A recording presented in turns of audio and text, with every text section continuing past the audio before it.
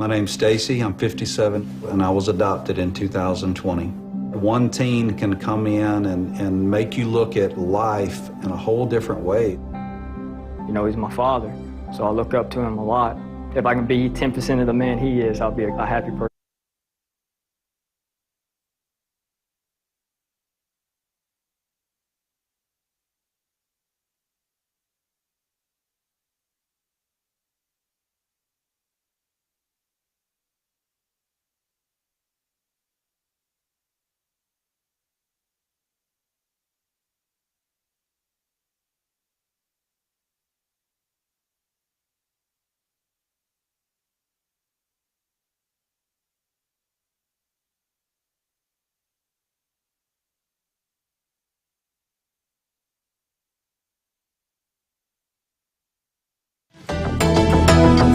NLWN-TV presents the In the Dugout show with a look at today's Eau Claire Cavalier game. Now, join us as we get ready for baseball in the dugout. Hello and welcome to In the Dugout. Rick Olson here in the NLWN-TV studios, and we're getting ready to bring you Eau Claire Cavalier baseball as the Cavaliers play host to the Plum City Blues in a non-league matchup from Carson Park in Eau Claire. The Cavaliers are coming off a 5-game road swing to begin the month of July and are glad to be able to enjoy some home cooking. That includes Sunday's 11-1 win over the Bloomer Woodticks. Now, coming into this weekend, the Plum City Blues were 4-9 and coming off a 10-7 loss to the Menominee Eagles. Now, coming up in this edition of In the Dugout, we'll take a look at today's matchup between the Cavs and the Plum City Blues. Then we'll get Cavalier manager Ryan Bemister's perspective on today's game in the Ryan Bemister Show. Following that, we'll take another quick look around the Chippewa River Baseball League just to see where things stand. Also, we'll take a moment to get to know one of this season's Cavalier players in Cavalier Profile. Finally, we'll bring you all the play-by-play action of today's game from Carson Park in Eau Claire. So it's time to get ready for some baseball action, and we'll do just that coming up right after this brief timeout as you're tuned to In the Dugout on NLWN-TV.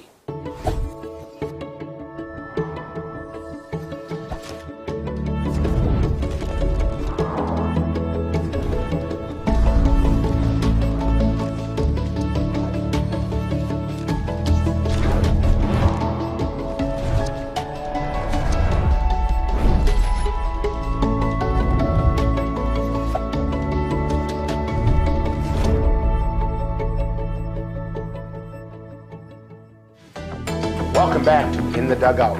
Very shortly, the Eau Claire Cavaliers will take on the Plum City Blues in a non-league game from Carson Park. The Cavaliers, who are in the midst of a battle for the CRBL playoffs, are looking to put the finishing touches on play as they ready themselves for the final playoff push and are coming off an 11-1 win over the Bloomer Woodticks on Saturday. Meanwhile, the Blues, who faced New Richmond yesterday, came into last weekend with a 4-9 overall record and were defeated by the Menominee Eagles 10-7 on July 4th. In the Cavaliers' win over the Woodticks on Saturday, they were led at the plate by Brayton Tillman, who went 3 for 5, including a triple and a double, and drove in 3 runs.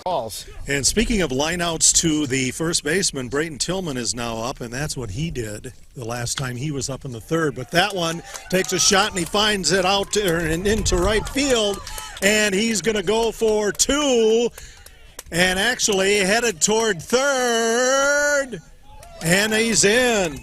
A triple. He was followed by Xavier Bemister, who also went 3 for 5 with 2 RBI. There's a shot through the hole out into left field. Tillman comes in to score. Bemister has a 3-hit day.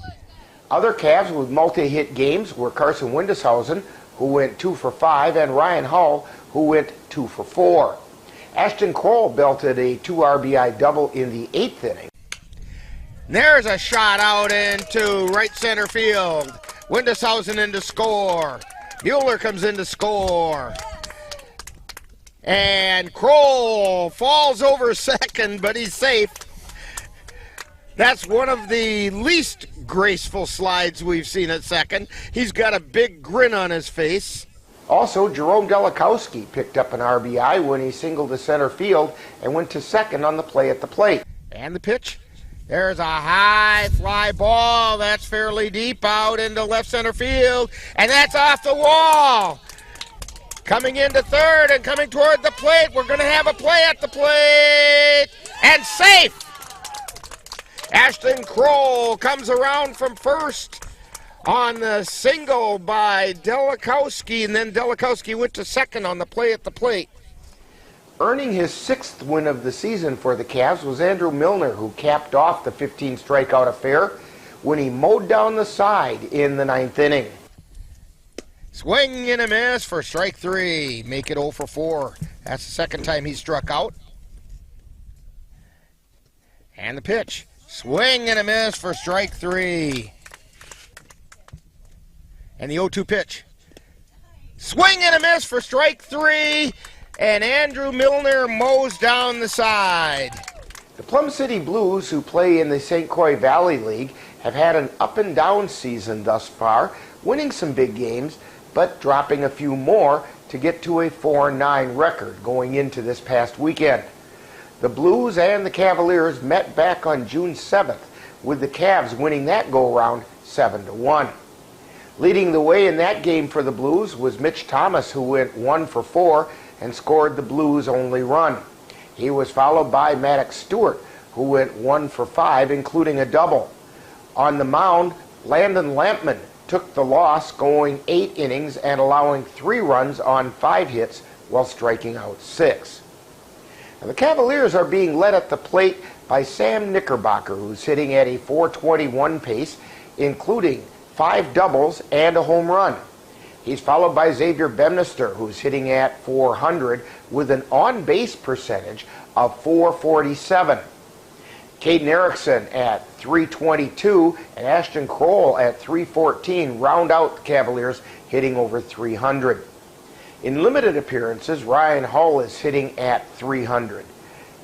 The leading pitcher thus far for the Cavaliers is Andrew Milner, who has a 6-2 record plus a save with a 1.88 ERA, which includes 4 complete games and a no-hitter.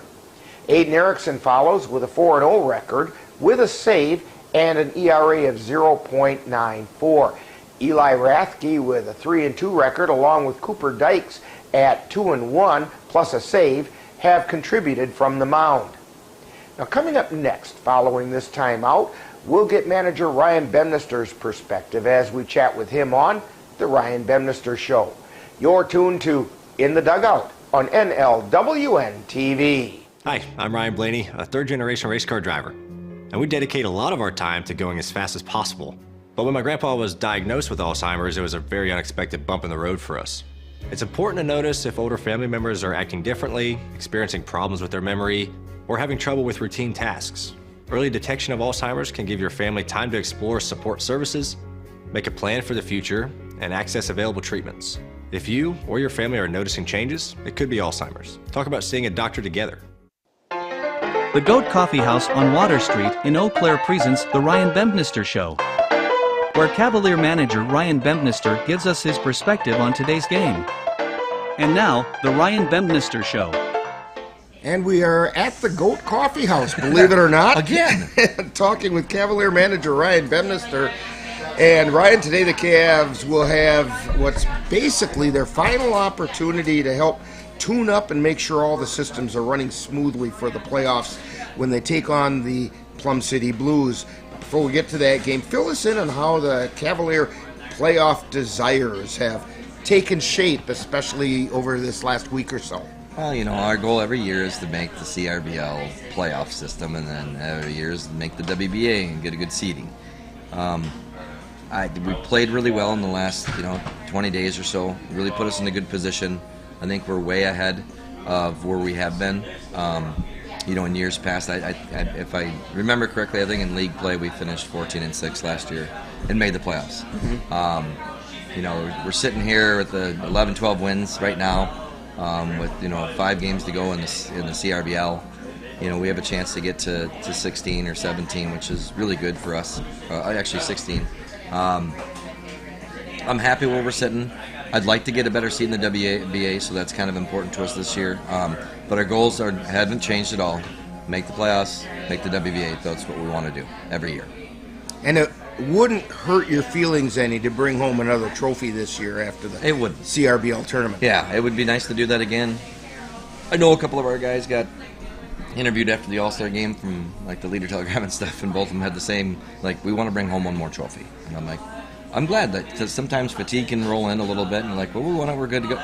Nope, they want another one. I think the fire and the desire is there for these guys, and if you look back at Wednesday, you could see that fire still. And you're right. This is kind of the dog days of the season, and it can be real easy to just kind of another game, but the fire was there. Not everything went perfectly, but the fire was there, and they worked hard and came away with the win, and if that continues, good things can happen. Yeah, and I think a lot of that has to do with our non-conference. It's going to sound like strange. I mean, we use those as our, practice type of things, just to get reps in and do certain things and have some fun. But the thing that's changed this year in those non-conference ones is they're using it as their practice and warm-up, but they're treating it as a real game also, where they want to win. They're sick of going to these games and like working on some things, and then we lost 6-3. No, we don't want to lose anymore. They want to win as many games as they can now, and I think they've got that fire underneath them that the more games they win, even though they're non-conference and they mean absolutely nothing towards anything whatsoever, in the world of what we need to have done in the CRBL and the WBA, they still take pride in those games, and they're still doing what they can, and they're having some fun, and they're loosey-goosey, and I think that can roll over to another game, and it just gets you more focused and gets you more loose and more relaxed in a game. Well, winning is an attitude. It is. And the Cavaliers have a 54-year reputation for playing winning baseball, and if you want to be on the Cavaliers, you need to have that attitude about winning, and it's showing up this year. Yeah, it definitely is. This will be my third year at the helm, and fourth year overall, and I've always approached these type of games, Plum City and stuff, and I'm like, we got to work on some things, and whatever happens, happens. And you kind of see the look in a few of the old guard from the Cavs, and like, no, we don't like to see what happens. We want wins.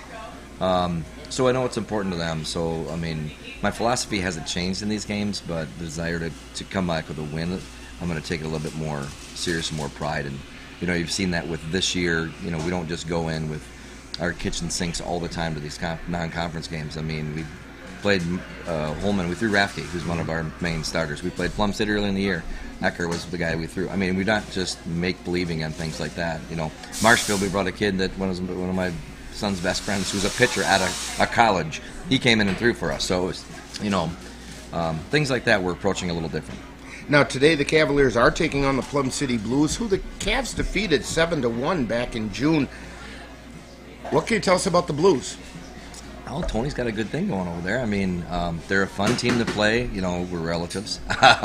But it's good to do a home and home with these guys. I think it's going to become more of a tradition for us and stuff like that. And it's just a fun team to play. The guys over there are really good. We see really good competition with those guys over there in their conference. I'm not sure how they're doing this year in their conference, but it's a team that competes every year in their divisions and in their conference in the state. And I'm just looking forward to having them at Carson Park and having a good game. Now, the Blues are a team that seems to have a lot of ups and downs this year, maybe a few more downs than ups, but they gave the Cavaliers a run in their previous meeting. It was late in the game when the Cavs finally pulled that game out, and this seems to be a team that can test the Cavs. So what particular areas would you like to see the Cavaliers notch up their game a bit to be more ready for the playoffs? I'm looking for that bottom of the order to get a little hotter. We are only as successful as the 10 guys we put on the field. And I think that way, and a lot of these teams come in and they throw 9 out there even though they got an extra guy. We throw 10 out there every single game. It can come back and bite you a few times, hopefully less than more. But I want to see that bottom of the order to get just a little bit more productive We did a couple things with a couple of our guys that were very productive for us and just dropped them down the order against Osseo, and it turned out really well for us. Riley Kapinski's been tearing the cover off the ball basically all year long and getting on base all year long. He's a prototypical number 2 or number 5 hitter. We batted him 8, and I just because we want to get guys on base in the bottom order where these other guys who've been struggling and not getting on base. We need somebody down there to kind of maybe light a fire underneath them, because we got to turn that over, because you got the hottest batters on the team, 1 through 4. You got to get on base for those guys. Now, about a week ago when you played the home and features, you really put that to the test when you inverted your batting order. You took the top half and moved it to the bottom, and the bottom half moved it to the top, and darned if it didn't put up 16 runs. It worked out pretty good for us. It was actually kind of funny in that game, something you guys don't get to see very often, but there's Tilly, Hobb, Sam, Caden, those guys, they all know where they bat. It never changes for those guys. Cole too. It's just, they're always in that one, wherever they are. So we're getting ready for that home and game, and we were hitting first because we were the visitor. And we go over, and Tilly's all ready to hit. And I looked at him, and I'm like, he always asks. He's the first kid to ask for a lineup. And a lineup coach. Give him my lineup, and he looks at it and he starts taking all his stuff off. He goes, because I didn't see that coming at all. And I go, I know you didn't. That's why I did it. I didn't want to tell anybody. And it worked out good. I got a couple of bats going. A couple of guys that were struggling a little bit got some hits. Turned out really well in the end. Hesselman was one of those guys that was just kind of flowing a little bit down, and that game helped out. And then he had a big hit for us in the Osseo game. So it worked out for us in the end, and probably it's something we're going to do against Plum City again.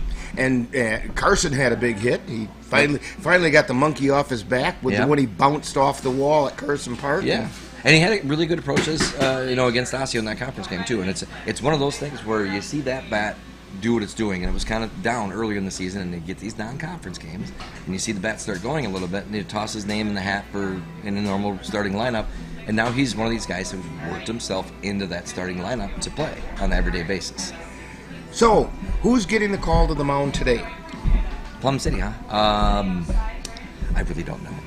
Probably game time decision. Game time decision. We're hoping that Rath's arm feels good enough to go out there and throw 4 or 5, and we'll go from there. We're going to be down a couple of guys just because of the games this last week on Saturday and stuff like that, and because that was a big game for us. And so hopefully Rathke's good to go. That's the guy I've got my eye on the most when he gets here to see how his arm feels.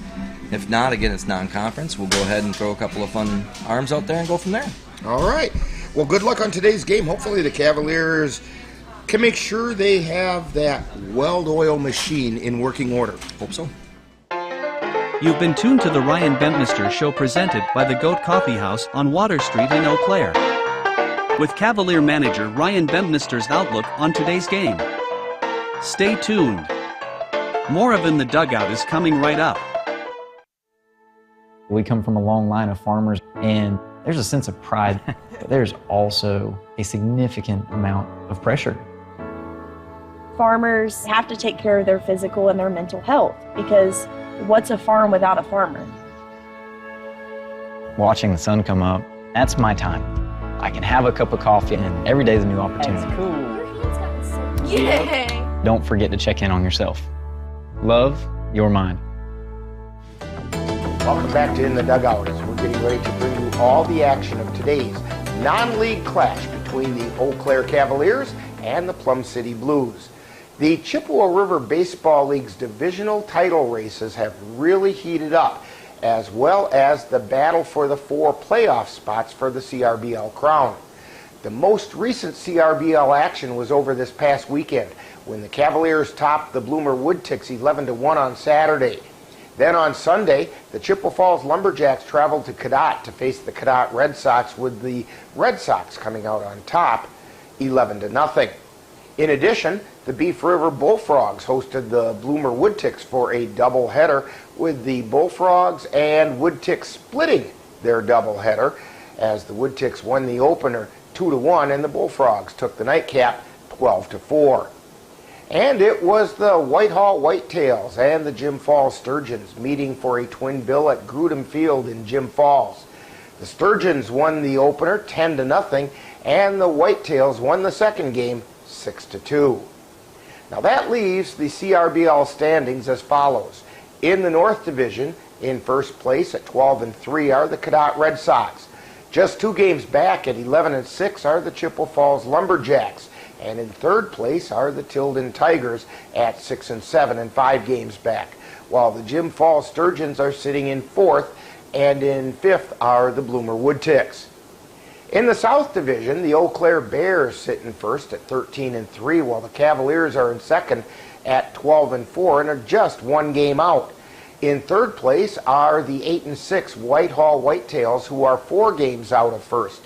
The 9-7 Osseo Merchants are in fourth place and are also 4 games back, while the Augusta Athletics are in fifth and the Beef River Bullfrogs are in sixth. Today's non-league game between the Cavs and the Plum City Blues is the only game scheduled involving a CRBL team. Now, coming up next, following this timeout, we'll get to know one of this season's Cavalier players on Cavalier Profile. You're tuned to In the Dugout on NLWN-TV.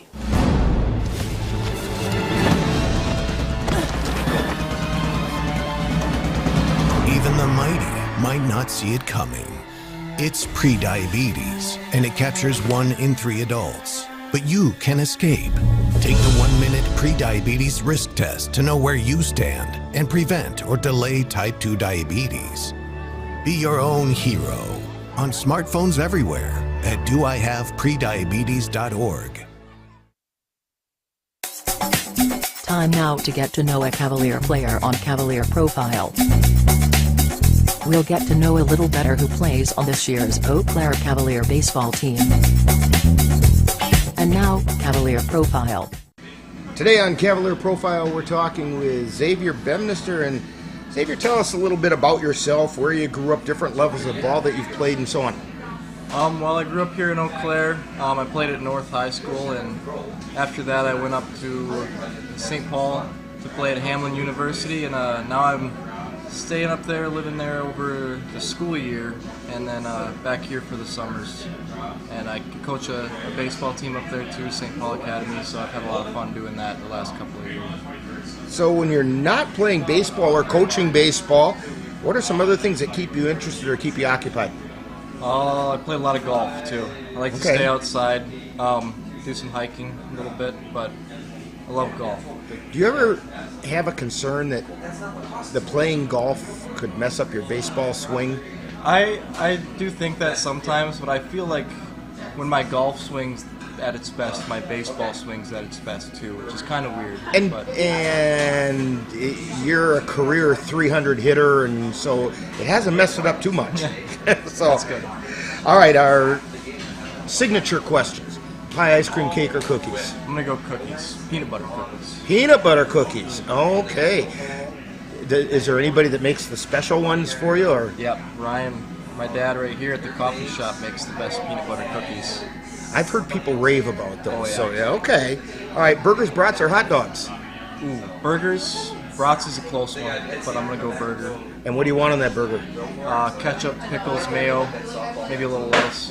Okay, kind of a California burger kind of deal. Okay. And your favorite major league team? The Brewers. Gotta be. I figured. Yep. If you could sit down with any person in baseball history, whether it's a current player, former player, baseball personality of some type, who might that be and why? For me, it'd have to be Ichiro Suzuki. Just growing up, I loved watching him play. He's just a great guy to watch. Singles hitter, had one of the best arms from the outfield. That'd be the pick for me, yeah. Okay. Now, if you had a superpower, what do you think that might be? It's got to be super speed. Super speed. Yeah. Steal those bases more easily, right? Yeah. Okay.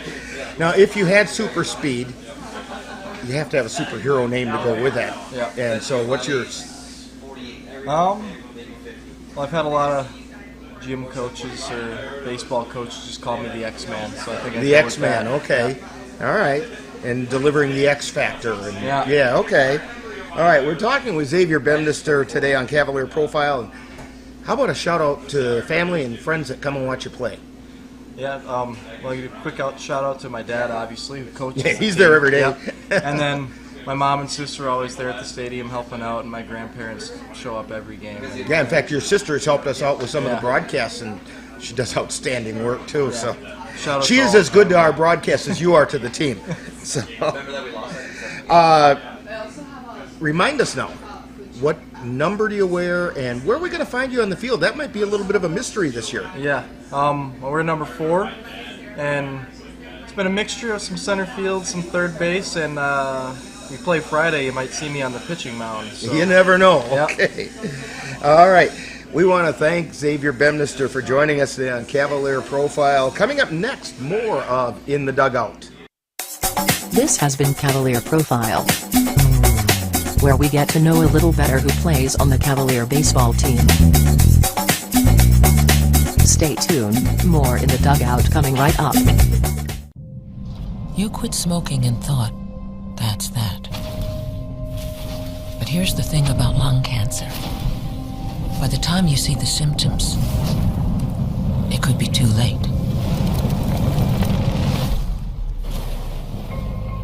But now, there's a new scan that can detect lung cancer early, when it's more curable. If you smoked, get scanned. Talk to your doctor or learn more at savedbythescan.org. Welcome back to In the Dugout. Today, the Cavaliers will have their first opportunity to play in front of a home crowd in July when they take on the Plum City Blues. It's also the final chance for the Cavs to tune up their play in a non-league game prior to wrapping up the CRBL season and the CRBL and WBA playoffs. Now, the Cavaliers defeated the Blues 7-1 back on June 7th, and not only would they like to sweep the 2 games, but they would also like to do it with playoff-style baseball. So, the Cavaliers are ready to take on the Plum City Blues, and we'll have all the action of today's game for you right here on NLWN-TV.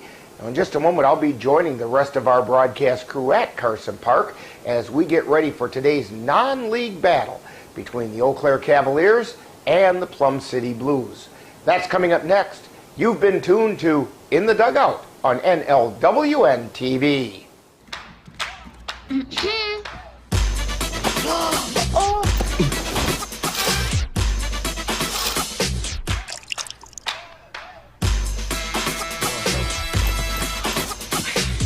You're not going to get it all right. Just make sure you nail the big stuff. Mama! Like making sure your kids are in the right seat for their age and size. Get it right at nhtsa.gov/the-right-seat. You've been watching the In the Dugout show with a look at today's Eau Claire Cavalier game. Stay tuned! Coming up next is live Eau Claire Cavalier baseball. It happens to everyone eventually. Your computer goes on the fritz. Fear not, Sladen's Technology Services can help when your computer decides to not cooperate. It can be very frustrating. Let Sladen's Technology Services keep you from wanting to drive your computer right off a cliff. Sladen's Technology Services supports business of all sizes. They offer assistance with managed anti-malware, encrypted email, fast tech support, data backup, and recovery, and more. Call Sladen's Technology Services at 715-864-2833 and get the IT help you desire. Sladen's Technology Services is the official IT service for the Northern Light Webcasting Network. Here we go, feeling the fire. Cavalier spirit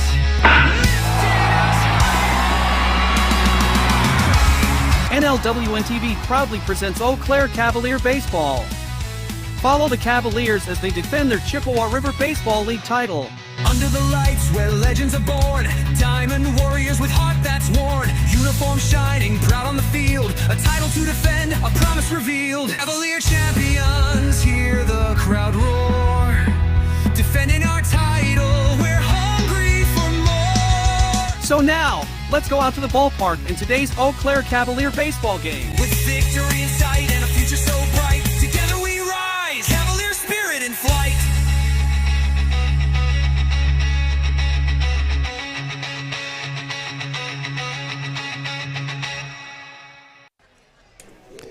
And good evening, and welcome to Carson Park. Rick Olson here, along with Seeley Bemister on the computer, and Lily. All right, I had it right earlier. Sinek. All right. And we want to welcome Lily to our NLWN-TV crew. And she is a baseball-trained camera person, so we're counting on her for big things. Cavs meeting the Plum City Blues tonight, and the managers are meeting the umpires behind the plate. So let's go through the starting lineups for tonight's game.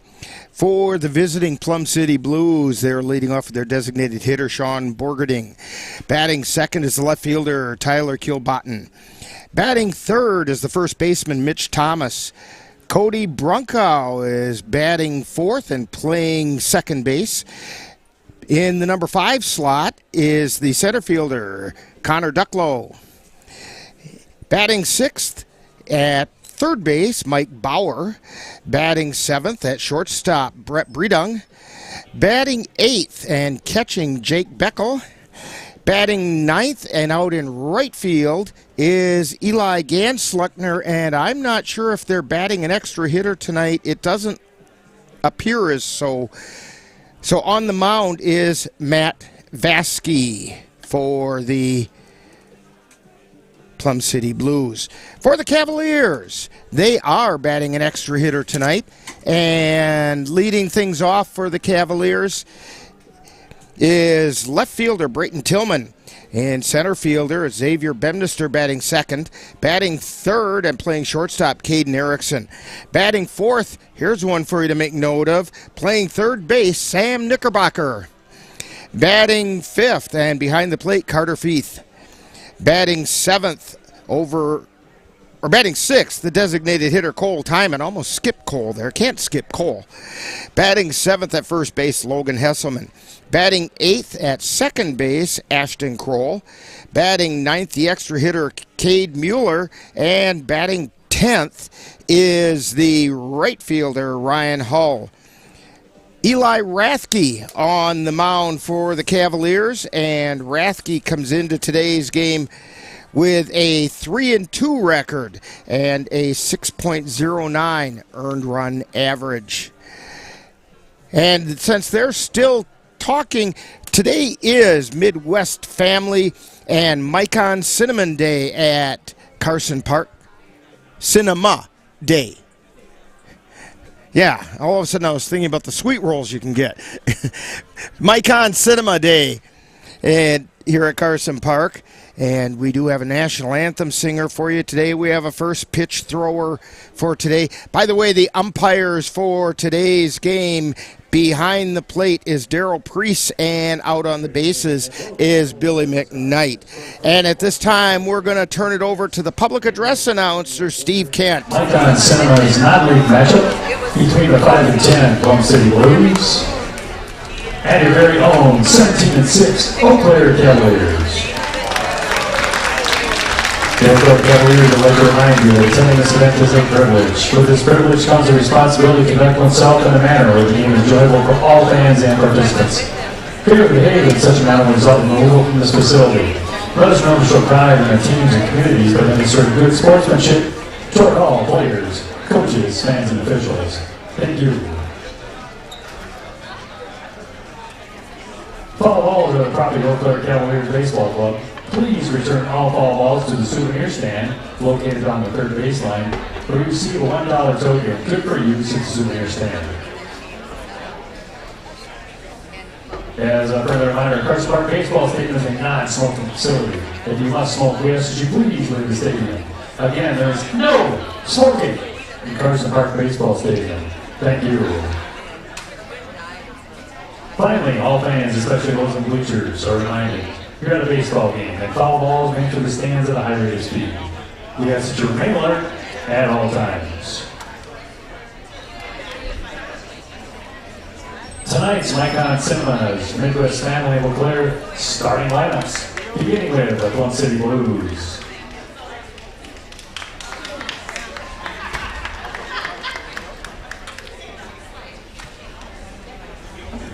Leading off, the designated hitter, number 12, Sean Morgan. Batting second, the left fielder, number 15, Tyler Kilbottom. Batting third and playing first base, number 23, Mitch Thomas. Batting fourth to the second baseman, number 32, Cody Bronco. Batting fifth, playing center field, number 18, Connor Beckwell. Batting sixth, the third baseman, number 28, Mike Bauer. Hitting seventh, the shortstop, number 5, Brett Brydon. Batting eighth, the catcher, number 19, Jake Beckel. Batting ninth, the right fielder, number 13, Eli Gansleckner. And hitting 10th, the pitcher, number 22, Matt Baskey.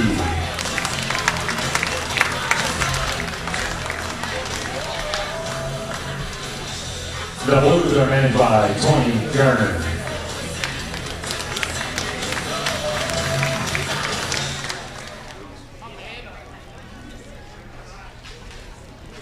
Now, the Midwest family of Eau Claire Nikon Cinema's starting lineup from your Eau Claire Cavaliers.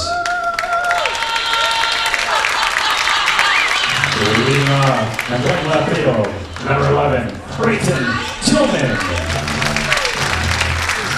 Batting second, the center fielder, number 4, Xavier Bemister. Hitting third and playing shortstop, number 6, the chopper, King Erickson.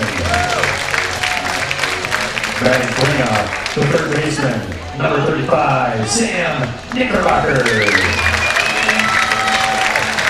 Batting fifth and catching, number 17, Carter Veith. Hitting sixth, the designated hitter, at number 19, Cole Tyman.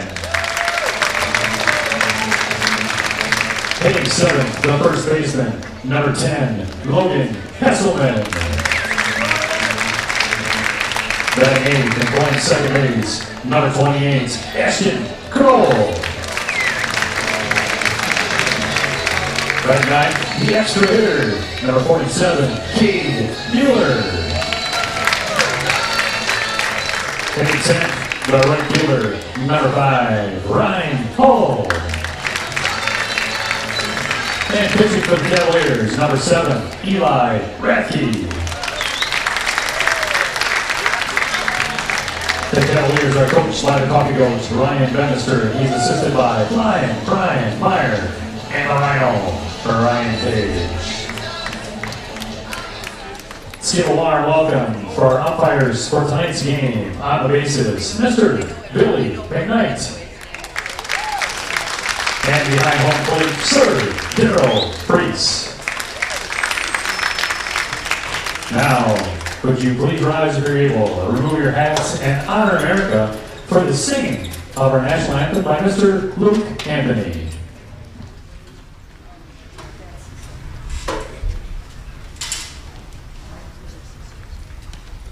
Oh, say, can you see by the dawn's early light what so proudly we hailed at the twilight's last gleaming, whose broad stripes and bright stars through the perilous fight o'er the ramparts we watched were so gallantly streaming, and the rockets red glare, the bombs bursting in air, gave proof through the night that our flag was still there. Oh, say does that star-spangled banner yet wave o'er the land of the free and the home of the brave?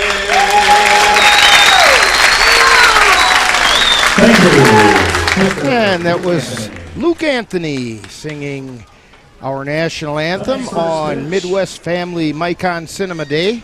And we do have a first pitch thrower going to be heading out toward the mound to throw the first pitch. And this is going to be Callaway Olson. And he's going up on top of the mound. He's going to toe the rubber.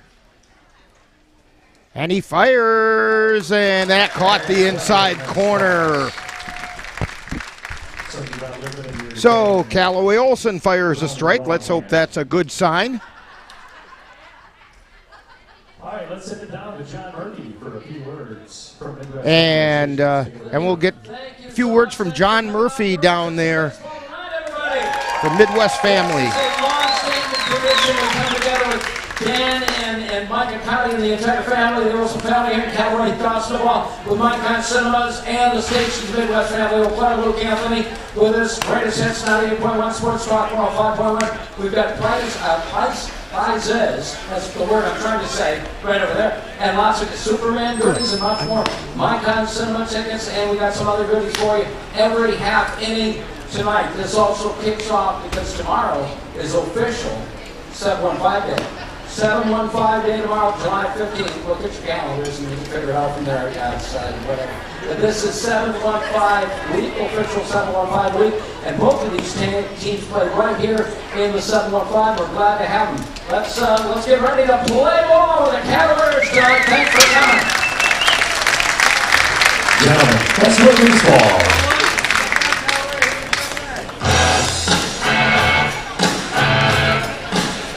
And we're just about ready to get things started. And John Murphy made the comment that tomorrow's 715 Day, and we were just talking up here that it's also going to be the 45th anniversary of the big storm that came through Eau Claire, the July 15th storm. I remember living down in the 3rd Ward of Eau Claire, and we were without power for a week afterwards. And we were here, my two sons and my father and I, we were here at a Cavaliers game of all things when that storm came through. And Rathke delivers the first pitch low for a ball to Sean Bordering. He did not play in the game, the first game, and he laces that one out into right field for a base hit. Borgerding singles to start things off for the Blues. Back second for Plum City. So the Plum City Blues has Tyler Kilbottom coming to the plate. He's the left fielder. He also did not play the first time these two teams met.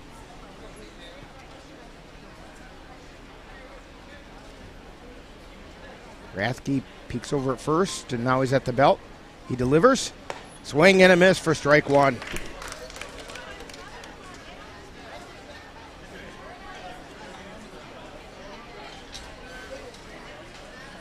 Again, Rathke looks at first as Borgerding takes his lead. Now he delivers. And that's a strike called on the inside corner. No balls, 2 strikes to Tyler Kilbottom. Kilbottom showed bunt that last time, but I would highly doubt that he'd be doing it again. And the 0-2 pitch. Little bit low. 1 ball, 2 strikes. Pretty good chase me pitch that time. It was over the plate, just low.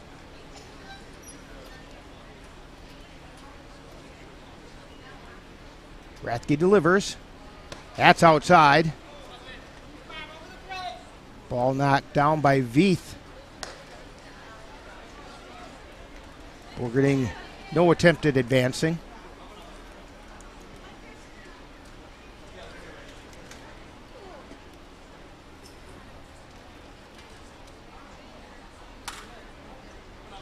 And the pitch. That's down low, and the count goes full.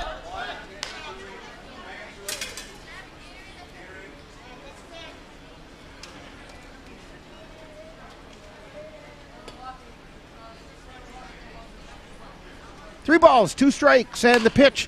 Ground ball over to second. Flip to short for one, throw to first, and he's safe at first.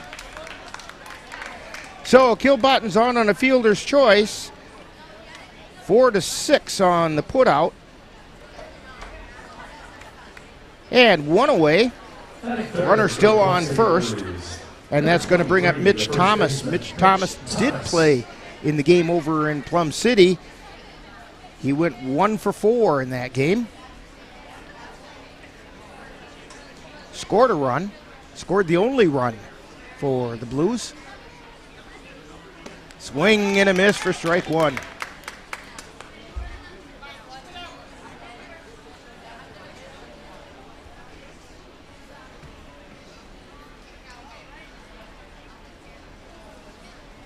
And the pitch. And that one's fouled back into the net. Taking a look at the Cavaliers defensively. Knickerbocker's at third, Erickson at short. Kroll is at second, Hesselman at first. Veith behind the plate. Out in the outfield is Tillman, Bemister, and Hull going from left to right. And, of course, Eli Rathke on the mound.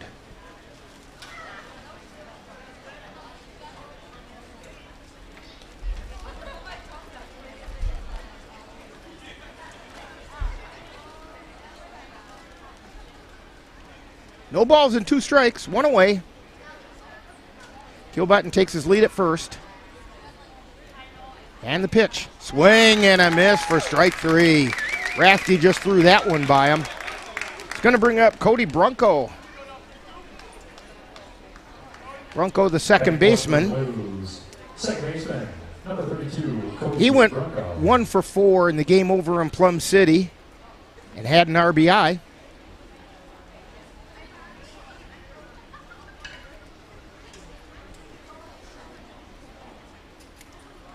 Rathke delivers. That must have been a little low because it was over the inside edge.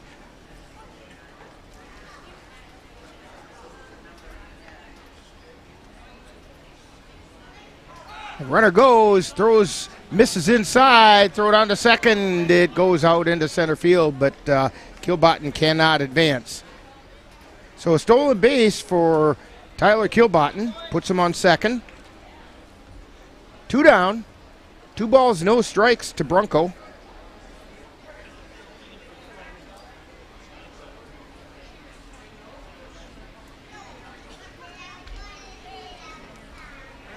Kilbotton takes his lead at second. And the pitch. Strike called at the letters.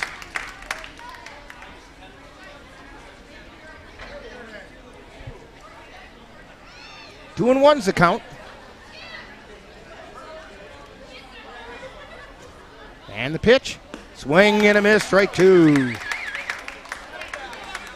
Deuce is wild on the scoreboard. 2 balls, 2 strikes, 2 down.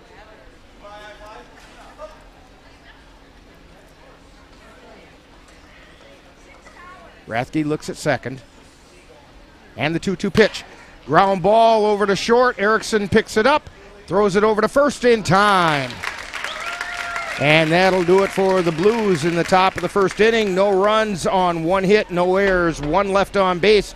We've played a half inning, and it's the Plum City Blues nothing, and the Cavaliers coming to bat on NLWN-TV. The roar of our engines, the pump of our heartbeats, the pedal to our metal. The sparks that ignite us, the pistons that push us, the passions that drive us, on the roads that unite us. Napa has America's largest network of parts and care, here to be the fuel that keeps you firing on all cylinders. Visit either of Eau Claire's 2 locally owned Napa Auto Parts stores on Highway 93 or North Claremont Avenue. Honey, the kids are antsy. What can we do that will keep all of us entertained and won't break the bank? How about we take them to the Cavaliers game? Tickets are inexpensive, there's popcorn, hot dogs, and other baseball treats, and great baseball action. That's right, Eau Claire Cavalier Baseball, your best choice for affordable family entertainment. Check out the schedule at www.eauclaircavaliers.org. Back here at Carson Park. Eli Rathke after that first base hit by Borgeting, retired the Plum City Blues in order. So due up for the Cavaliers, we have Brayton Tillman, Xavier Bemister, and Caden Erickson. Taking a look at the Blues defensively, they have Bowers at third, Bredungs at short. Brunko is at second, and Thomas, that's what that says. Can't even read my own writing. Thomas is at first. Beckles behind the plate. Kilbottom is out in left. Ducklow in center, and Gansluckner is in right. Matt Vasky on the mound, and we have absolutely no information on Vasky. So we'll find out right along with you what kind of a pitcher he is. So Brayton Tillman steps to the plate. Tillman comes into the game batting .293.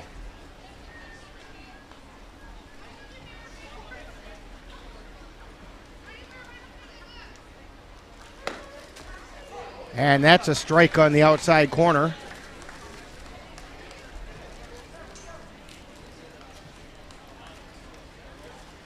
Again, Darryl Priest behind the plate. And the pitch, that's outside for a ball.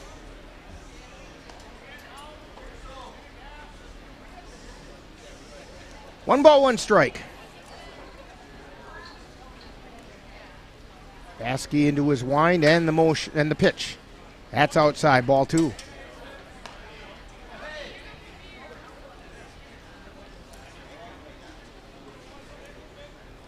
Tillman, the left-handed hitter. Vasky delivers, and he fouls that one back into the screen.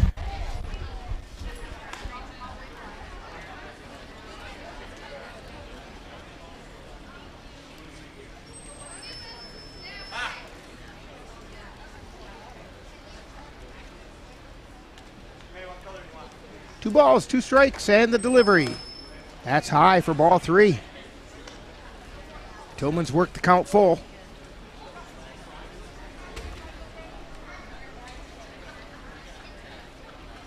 And the pitch.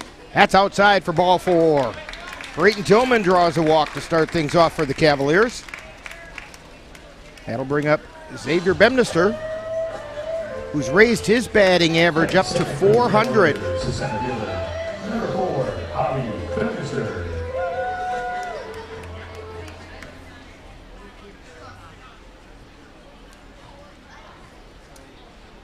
And there's a fly ball out into left field, hooking foul. Landed right in the corner by the left field fence. I'm glad to see down in the first base coach's box, Mason Yarrington is down there without a big knee brace on. That's a good sign.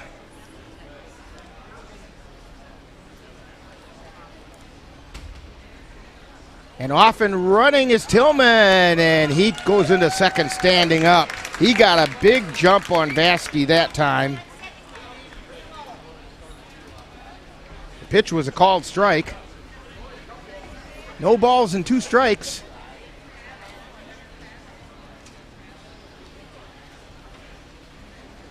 Tillman with a pretty good lead at second. And the 0-2 pitch, that one was about a 55-footer.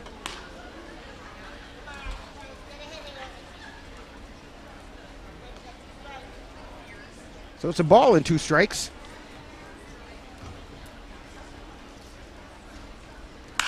And there's a laced ball out into right field. It's going to fall in. Tillman rounds third. He's coming to the plate.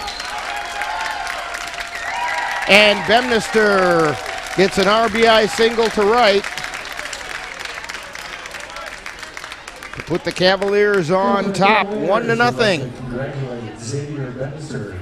That is Bemister's 100th career hit as a Cavalier.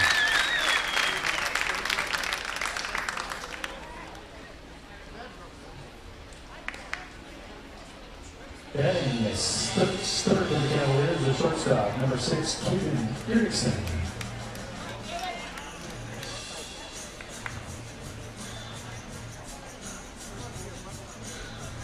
I like it.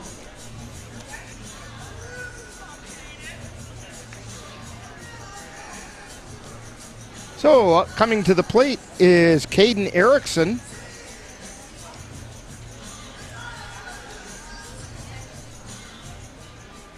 I think they might have taken that ball out of play to give to Xavier for his 100th career hit.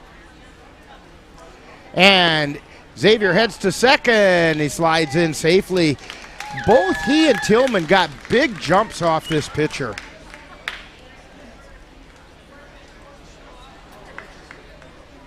The pitch was low for a ball.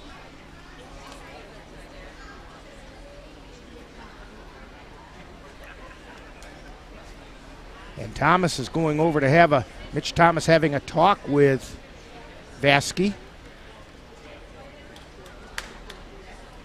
Erickson with his signature wide open stance. And that one's in the dirt. It got past the catcher and down to third goes Bemister. That's going to be a pass ball.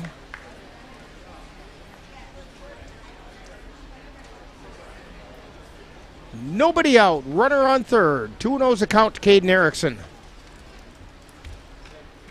And the pitch. Fly ball. Foul down the left field line. That ball brought to you by Auto Vision Center.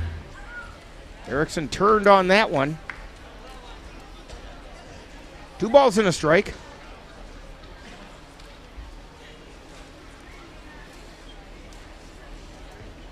And the pitch. That's low for ball 3. It's a hitter's pitch now for Caden Erickson.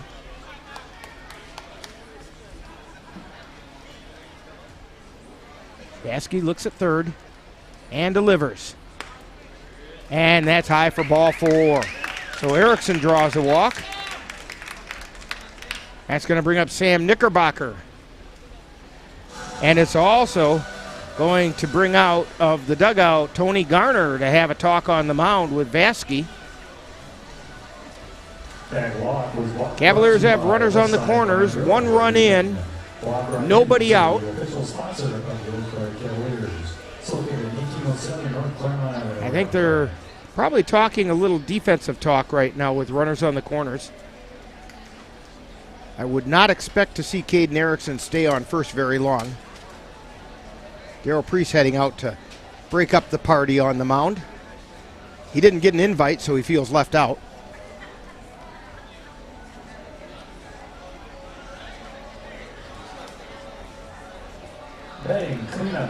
And they didn't even give him a piece of cake. The third baseman, number 35, Energizer Bunny, Sam Knickerbocker. Sam Knickerbocker coming to the plate. Playing third base today. Knickerbocker comes into the game with a .421 batting average. Pitch is outside. Erickson goes down, and they bluff the throw to try and get Bemister to get too far off, but Erickson gets the stolen base.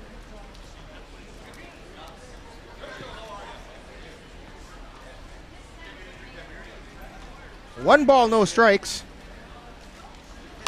And Bemister fouls that one off the facade of the grandstand. 1-1's the count.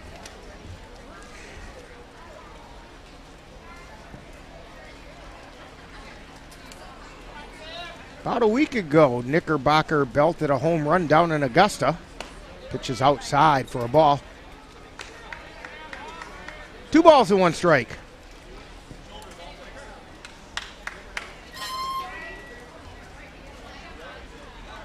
Here's the pitch. Outside for ball 3. It appears to my untrained eye as though Vasky has difficulty when there is a left-handed hitter at the plate. And the pitch. That's down low for ball 4, and Knickerbocker draws a walk. Bases are full of Cavaliers. That's going to bring up Carter Veith. Veith comes into the game batting .286. Carter Veith.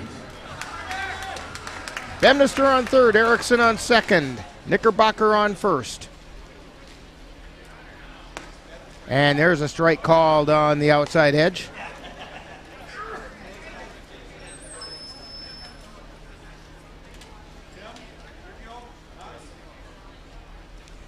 Baskey winds and delivers, and that one got Veith right in the wallet, and it drives in a run. That's getting an RBI the hard way. As Bemister comes in to score. Caden Erickson now going over to third. And we're going to have a courtesy runner for Veith. Aiden Ecker is out running for him. Courtesy runner for the catcher, number 12, Aiden Ecker. Now heading for the Cavaliers, the designated hitter, number 19. That's going to bring up Cole Timon, the designated hitter. Bases loaded. Nobody out. 2 runs in.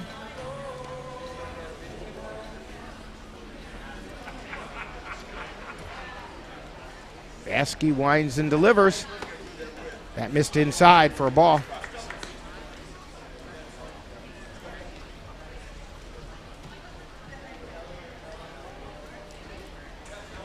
Here's the wind in the pitch. That's high for a ball.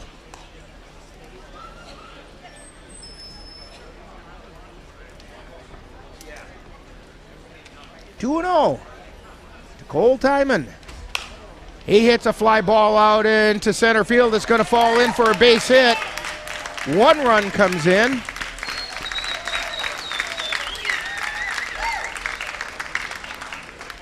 As Erickson came in to score, and it moves Knickerbocker over to third. Carter Veith is on, well, not Veith, Ecker is on second.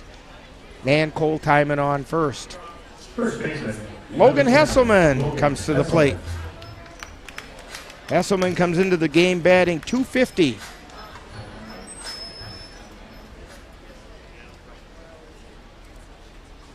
Swing and a miss for strike 1.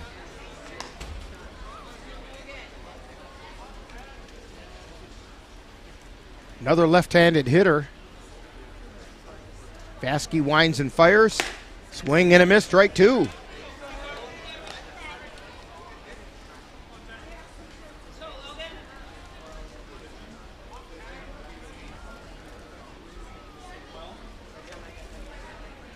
Here's the wind in the 0-2 pitch. Foul ball. That's why we stay awake here in the press box.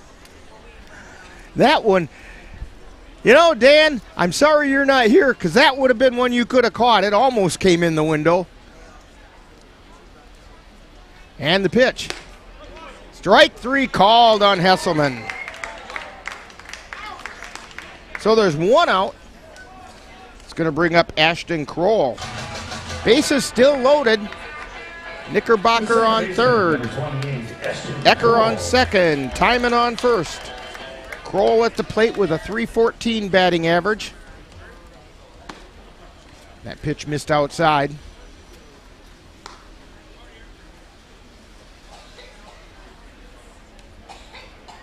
One ball and no strikes. And the pitch. That one missed inside. 2-0. Here's the wind and the 2-0 pitch. That's low and inside. Bases loaded. There's nowhere to put them. 3-0 is the count. Baskey delivers. And that's a strike on the outside corner. 3 balls and 1 strike. Kroll has a hitter's pitch coming now. And he pops it up in the infield. Infield fly rule is in effect, and coming in and making the catch is Breedung. So there are 2 down. That's going to bring up Cade Mueller, the extra hitter. He's batting .255.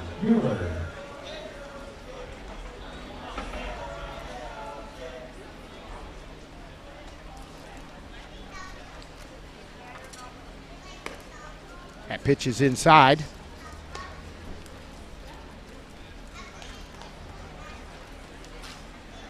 Ball and no strikes. There's the pitch. That one's fouled away off the right side. Ball to you by the Gold Coffee House. So 1 ball, 1 strike. 2 down, bases loaded. 3 runs in for the Cavaliers.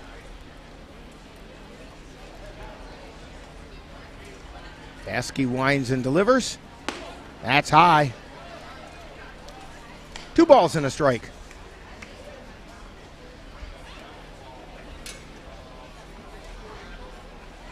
Two-one pitch. That's low and away, and it got past the catcher, but nobody coming. Beckel chased it down pretty quickly. Little indecision by Knickerbocker.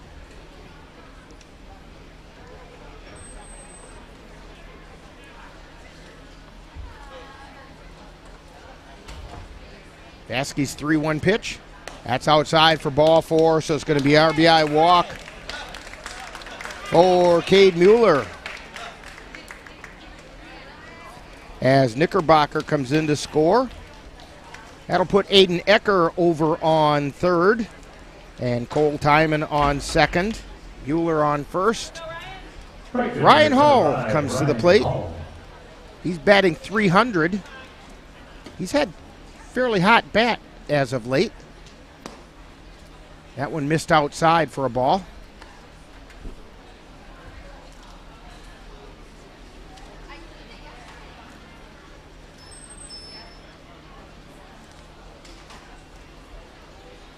And the pitch. Inside, ball 2.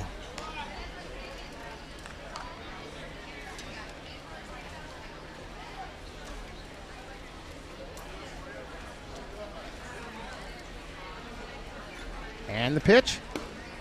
That's outside.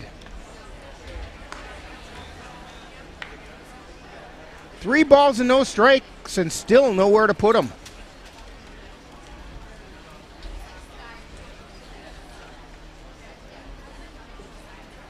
Hull is the 10th batter this inning.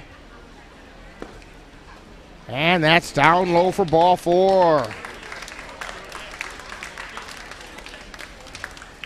That'll bring in Aiden Ecker. Timon moves over to third. Mueller at second, Hull at first, and making his second appearance at the plate will be Brayton Tillman, but we're going to have a pitching change, and while we get that figured out, we'll take this time out on NLWN-TV.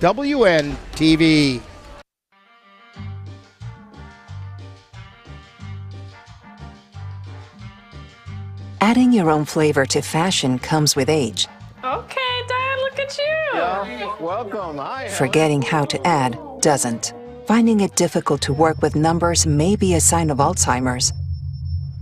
Dad, are you okay? An early diagnosis can help improve the quality of life for your loved one. Learn the warning signs of Alzheimer's. Some things come with age, some others don't. Can't believe you're doing this alone. I've done it before. I remember. You threw your back out. How you holding up? Hand me that board. Nothing wrong with getting help. I'm good. I did it when Felicia left. I'll figure it out. I know you will, but you don't have to do it alone, that's all I'm saying. If I promise to look into it, will you drop it and help me build this fence? Now you need my help. It can be a real pain sometimes, you know that? Mm-hmm. If you or a veteran you know needs support, don't wait. Reach out. Find resources at va.gov/reach.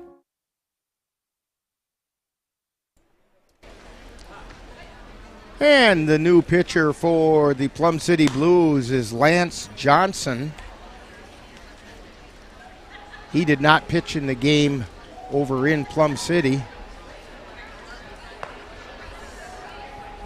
But the numbers for Matt Vaskey, he went 2/3 of an inning, gave up 5 runs, all of which are earned. And he's also responsible for the 3 runners on base. Gave up 2 hits, and he walked 5, struck out 1. So Tillman coming up for the second time this inning. He walked his first time up.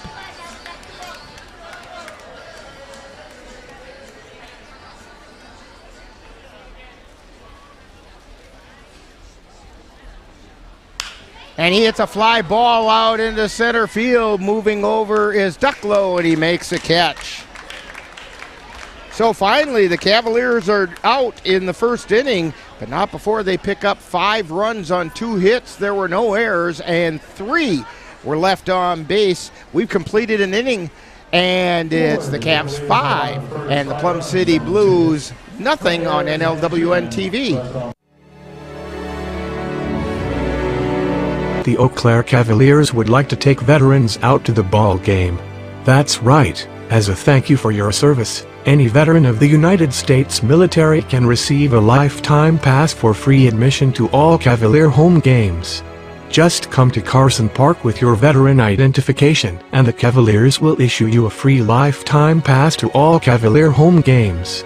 That's just the Cavaliers' way of saying thank you for your service. Menominee Eye and Optical can help you see the world for the beautiful place it is. Doctors Nicholas and Marianne Comro provide comprehensive and emergency eye care for all, including pediatric and special needs patients. Whether it's examination for glasses to cataract or LASIK care, or diagnosis and management of macular degeneration, and so much more. In addition, Menominee Eye and Optical's experienced opticians will help guide you to the highest quality eyewear for the best value. That's Menominee Eye and Optical, 520 Wilson Avenue in Menominee, where they specialize in quality personalized care for you and your family. And we're back here at Carson Park. Cavs have a very productive first inning as Plum City pitching had some difficulty finding the strike zone, but the Cavs hung a pretty good-sized crooked number on the board in the first inning, 5 runs. I think that's the second time in less than a week they've put 5 runs up on the board in their first inning. They did the same thing over in Marshfield. So, due up for the Plum City Blues, Connor Ducklow, Mike Bauer, and Brett Bredong. And the first pitch is fouled down the third baseline. Leading off in the top of the second for the Plum City Blues. Connor Ducklow is an athlete that I've been able to watch mature as he came through high school over at Spring Valley, and he was quite a presence there and still is, at least for the Blues. Rathke winds and delivers, just a little bit low.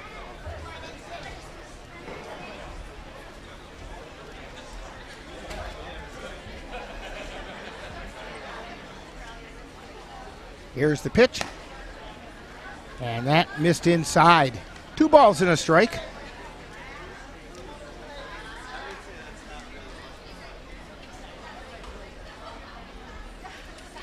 Ducklow went 1 for 3 as he fouls that one down the third baseline.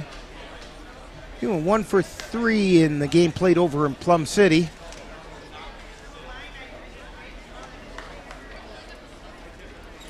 The photographer down there along the third baseline almost got an unwelcome surprise.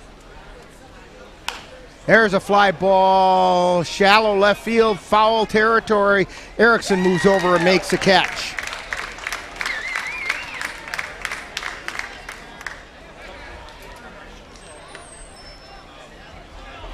That's going to bring up Mike Bauer. And 6 for the Blues, the third baseman. Number 20 is Mike Bauer. Bauer did not play over in Plum City. He's playing third base today. 1 away. Rathke winds and fires. There's a shot foul down the third baseline. They're making good contact. They're just not putting it between the lines.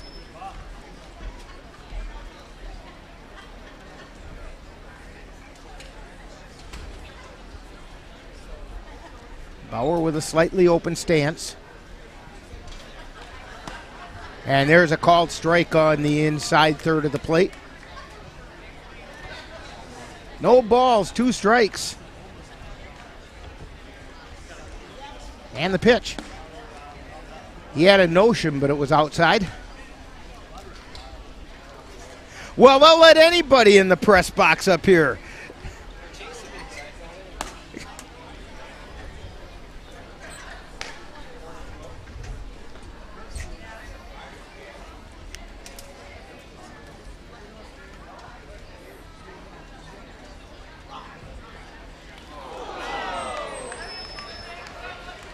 And that pitch got him.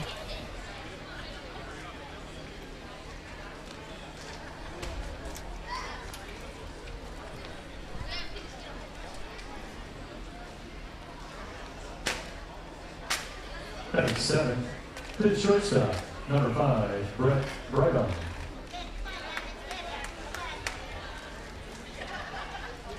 Brett Brydon at the plate. And a line shot out into right field. It's picked up by Mueller. Throws over to second. They got him. Forced play at second. An outstanding play by Ashton Kroll over at second base. So Brydon's on a fielder's choice. 4-6. Number 19, Jake Beckel. So 2 down, and Jake Beckel comes to the plate. He went 1 for 3 in Plum City. And that pitch caught the outside corner for a strike.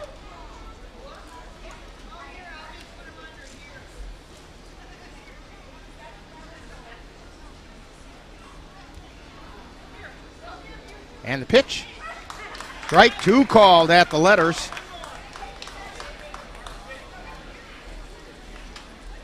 No balls, 2 strikes, 2 down. Runner at first. Rathke looking in for the sign. He delivers. And that got him in the back. Second batter that Rathke's hit this inning. That'll put Brydon on second. Beckel on first. And it brings up Eli Gansluckner. Batting 9, the right fielder, number 13, Eli Gansluckner.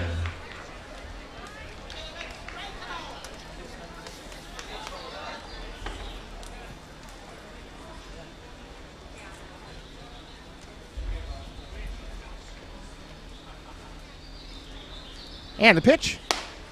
Strike called at the letters.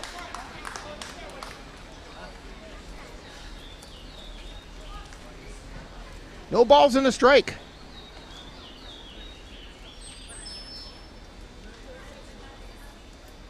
Rathke looks at second. Now he delivers.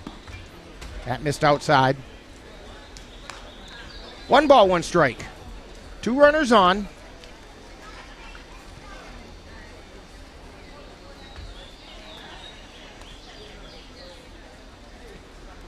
Here's the pitch.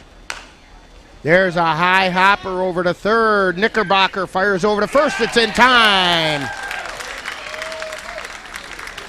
So, for the Plum City Blues, no runs, no hits, no errors. 2 were left on base. We've played an inning and a half, and it's the Cavaliers 5 and the Blues nothing on NLWN-TV. Auto Vision Center in Eau Claire, your source for auto glass repair and replacement. Their quality work comes complete with a lifetime warranty on workmanship.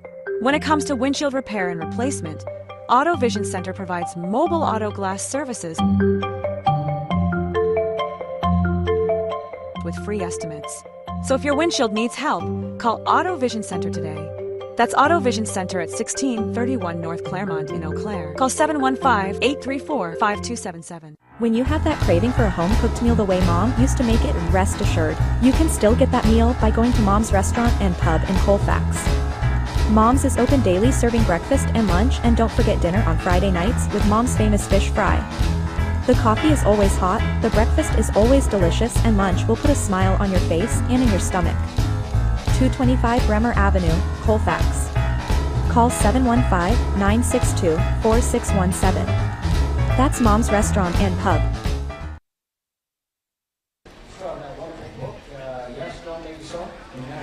Back here at Carson Park to start the bottom of the second inning. Due up for the Cavaliers, Xavier Bemister, Caden Erickson, and Sam Knickerbocker. As the Blues are hoping that Johnson has a little better control than Matt Vasky did. Vasky had a tough time in that first inning. You also have a chance to win a prize we purchase. So Xavier Bemister due at the plate. picked up his 100th career hit for the Cavaliers in the first inning. Chicken Chasers, Culver's, Roadside Ice Cream and Diner, Barbecue Express, Platinum Golf Club, Mancino's, and Icon Assemblies. Leading off.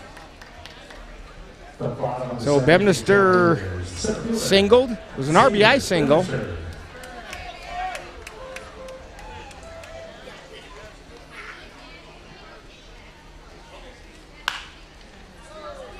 And there's a fly ball foul on the left side.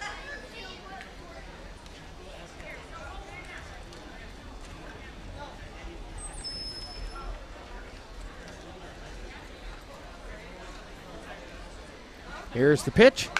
There's a ground ball fielded at third. Foul ball. As Bauer was standing at the bag, but the ball was in foul territory, and Darrell Priest says that's a foul.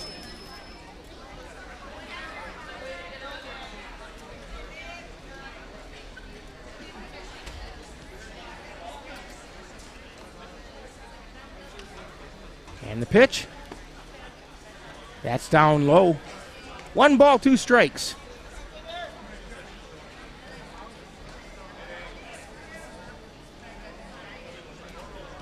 Lance Johnson on the mound. He delivers. That's inside. 2 balls, 2 strikes. I think Darrell Priest thought about that one for a second. And the 2-2 pitch is coming up. And that one got Bemister in the wallet.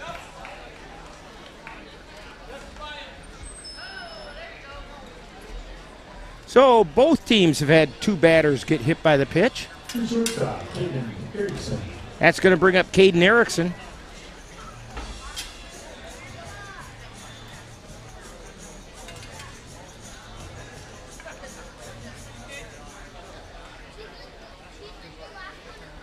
And the throw over to first. Bemister back in fairly easily. He didn't even have much of a lead that time. Dove in for good measure, though. And they throw it over again. Johnson gets a little nervous when people take a sizable lead. Bemister right back out there again. Here's the pitch. Missed inside for a ball.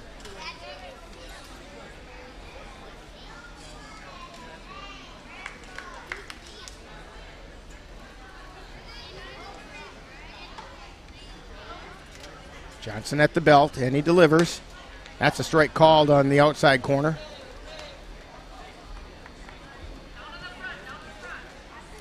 One ball, 1 strike. Nobody out. And it's a dead ball. That one got Erickson. Looked like it got him right near the knee.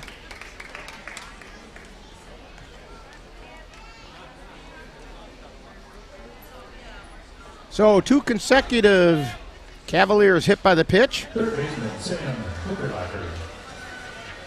That's going to bring up Sam Knickerbocker, who drew a walk his last time up. 2 on, nobody out.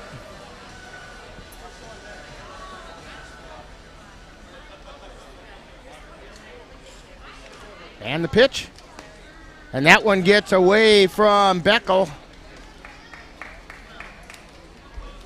We did some checking. We did the checking when we were over in Plum City. Over there they have Beckles and Beekles. They spell it the same. It just depends on which side of what road you happen to be on. I think it's actually a river. Which side you happen to be on.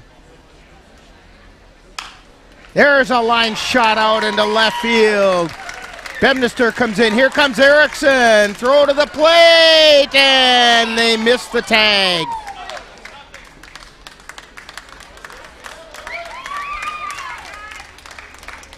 So a 2 RBI single for Sam Knickerbocker.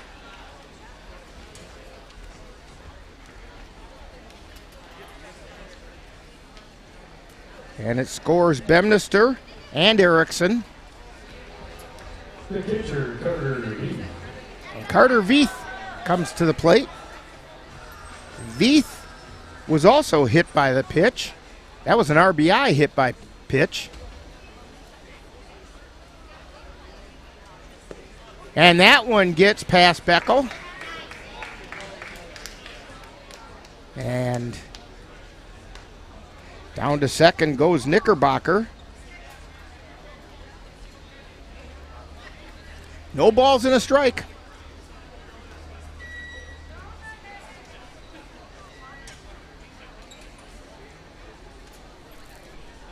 Johnson looks at second and delivers.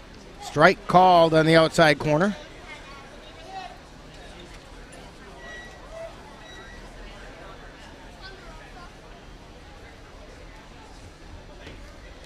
And the pitch. There's a line shot out into left field. Knickerbocker's going to hold up at third as Carter Veith singles. And let's see if we get, yes, we do get Aiden Ecker to come out and run for him. Courtesy runner for the catcher. Cavs have runners on the corners. That's going to bring up Cole Timon. He had an RBI single his last time up.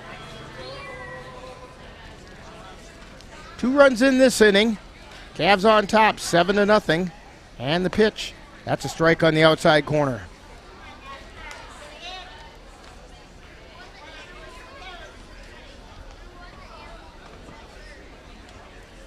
Ecker takes his lead.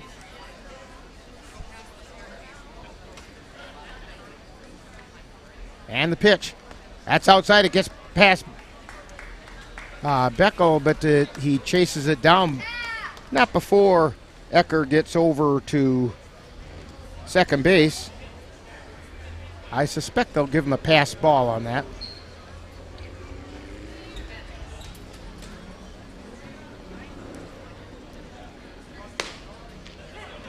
And there's a called strike.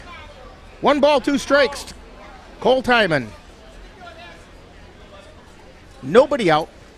Runners at second and third. And the pitch. That's outside. Counts even at 2-2.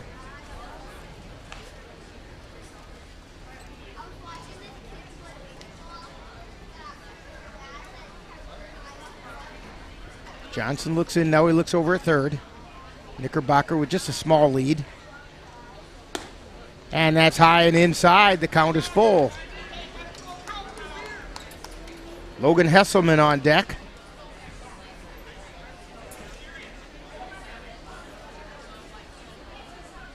Here's the payoff pitch, and it's fouled back into the netting. Count holds at 3-2.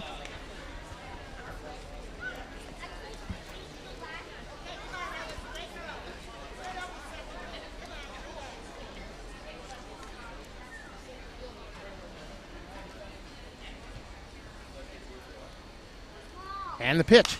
There, it's fouled back into the netting again.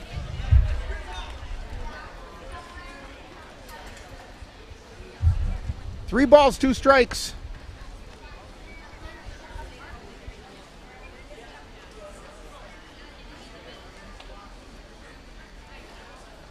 And there's a foul ball off the right side.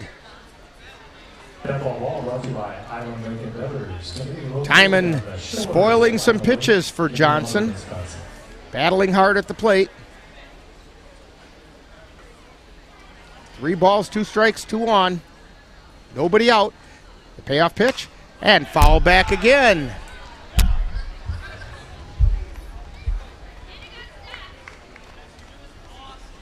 Midwest Family Micon Cinema Night here at Carson Park. And the fans have been given a treat by the Cavaliers.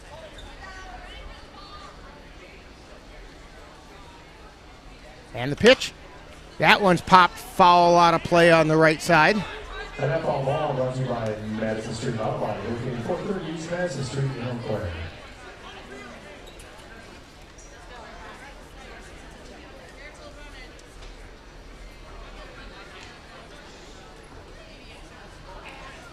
Johnson looks in. Again, Knickerbocker with just a small lead over at third.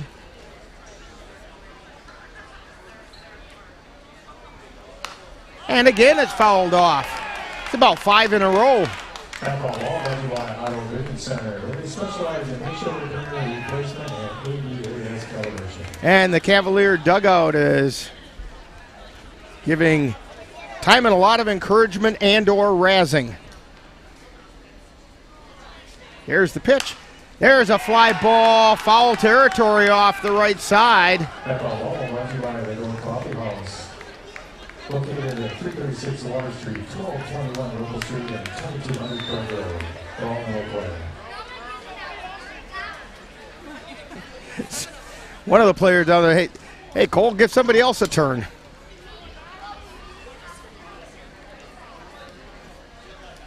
Johnson at the belt, and the pitch. There's a chopper in the infield, and the throw over to first is in time.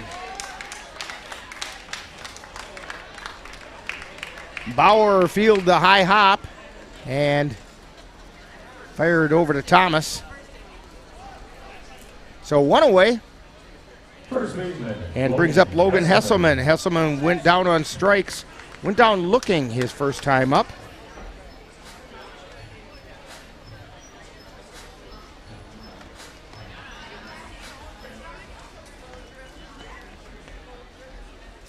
And there's a fly ball out into shallow center field. Could be no man's land. In to make the catch is Kilbottom. He had to go to his knees to do it. So 2 down. That'll bring up Ashton Kroll. He popped out to the shortstop his last time up. Second baseman, Ashton Kroll. So now there's 2 down.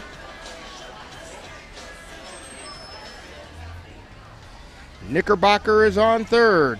Ecker is on second. That pitch is in the dirt outside. Nice stop that time by Beckel. 1 ball, no strikes.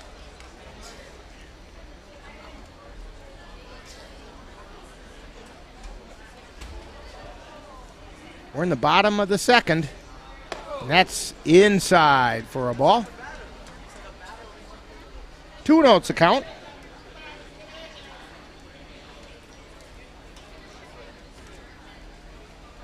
And the pitch. There's a ground ball over to first. Race to the bag. That's close. And they say he's out. So that was a 3-1 covering for the third out. And the Cavaliers do pick up 2 runs on 2 hits. There were no errors. And 2 were left on base. We've played 2. And it's the Cavaliers 7 and the Plum City Blues nothing on NLWN-TV. Let NLWN-TV take you out to the ballgame.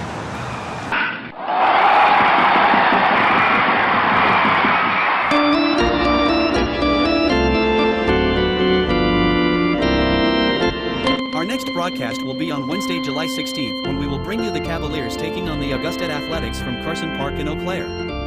Live coverage on NLWN-TV begins with the In the Dugout show at 6:30 p.m. That's Eau Claire Cavalier baseball on Wednesday, July 16th on NLWN-TV. Get in touch with the roots of the Chippewa Valley at the Chippewa Valley Museum, located in Eau Claire's Carson Park, with a mission of connecting people to their community and inspire curiosity. From reinventing the Chippewa Valley, a century of change in farm life, the Farmhouse Theater, along with the Wisconsin Logging Museum and Logging Camp. Also, the Chippewa Valley Museum features special temporary exhibits and traveling exhibits, as well as web exhibits. The Chippewa Valley Museum is open Tuesdays through Saturdays. Call for more information at 715-834-7871. And the summer hours for the Chippewa Valley Museum are now in effect, so check that out at cvmuseum.com for more information. Also, the Chippewa Valley Museum would like to invite you to go on a one-of-a-kind after-hours tour to discover some of the museum's best-kept secrets. You'll see special collections and peek behind secret doors. Tours are limited to 20 people. Admission is $20 per person, $10 for museum members. Call Dustin Dubuque to register at 715-834-7871. First pitch is a strike. That number again, 715-834-7871. And that one missed outside to Sean Borgerding, who's at the top of the order. He singled his first time up.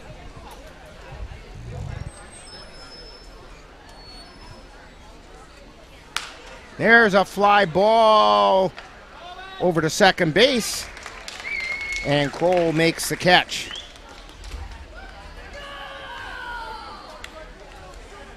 So it'll bring up Tyler Kilbottom, grounded into a fielder's choice his first time up.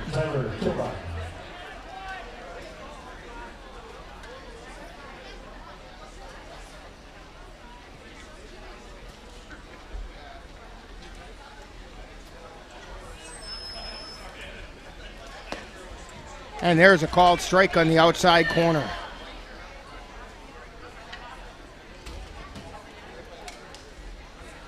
Cavs on top, 7-0. We're in the top of the third. Foul tip into the dirt. No balls, 2 strikes.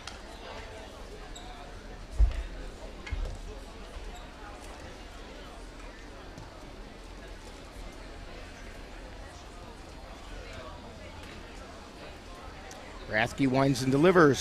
There's a ground ball right up the middle, fielded by Erickson. Throw over to first. In time, a nice play by Caden Erickson, getting way over beyond second base to make the play. And Kilbottom is down 6-3. That's going to bring up Mitch Thomas, who struck out his first time up.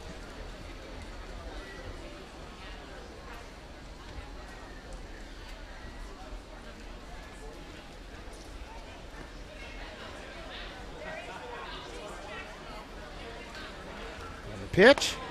That's high for a ball.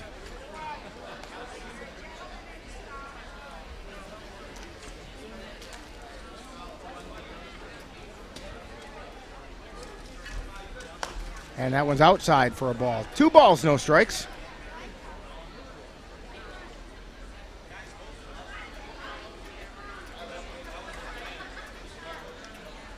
And the pitch. Check swing.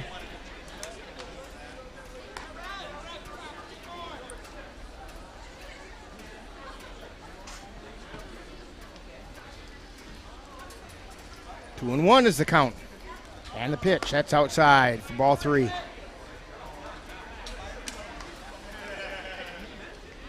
Rathke a little disappointed with himself on that one. Kind of got away from him a little. And that one's inside. So Rathke gives up a walk. The first walk he's given up today. So Thomas is on first. Cody Bronco grounded to short his last time up.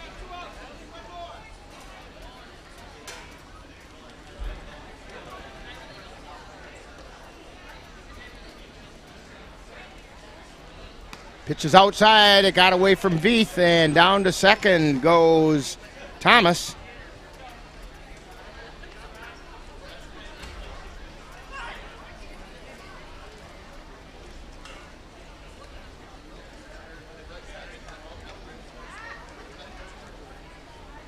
Rathke looking in. Now looks at second. 1-0 pitch. There's a fly ball out into center field. Bemister ranges over and makes the catch. And that'll do it. So for the Blues, no runs, no hits, no errors, 1 left on base. We've played 2.5, and it's the Cavaliers 7 and the Plum City Blues nothing on NLWN-TV. If you're buzzed and doing this,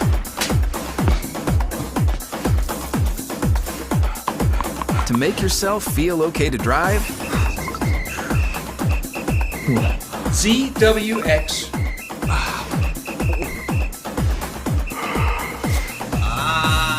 You're not okay to drive.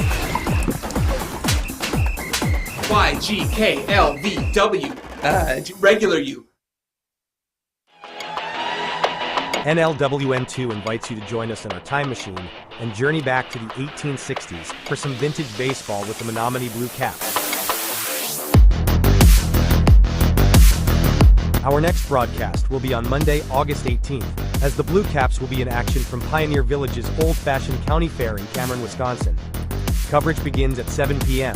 That's vintage baseball, Monday, August 18th, on NLWN-2.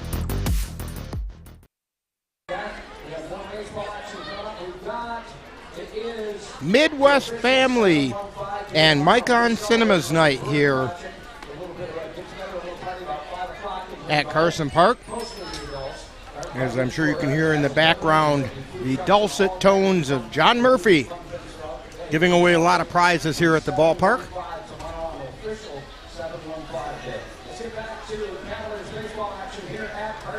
Leading off for the Cavaliers in the bottom half of the third inning is Cade Mueller. An RBI walk his first time up.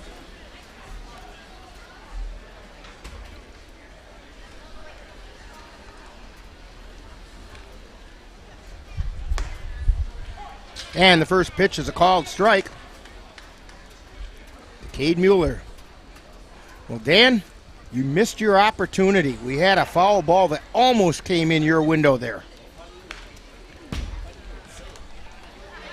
Oh, funny you would say that, because I was coming up the park and I'm watching the game and I heard the whoa.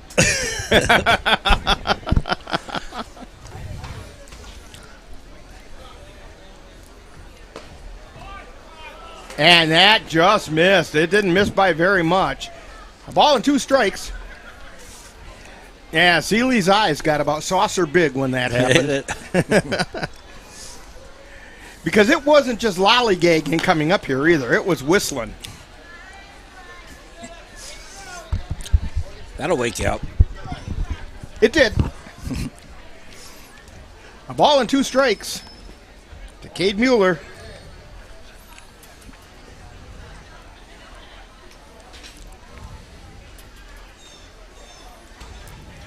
That pitch is outside. 2-2 is the count.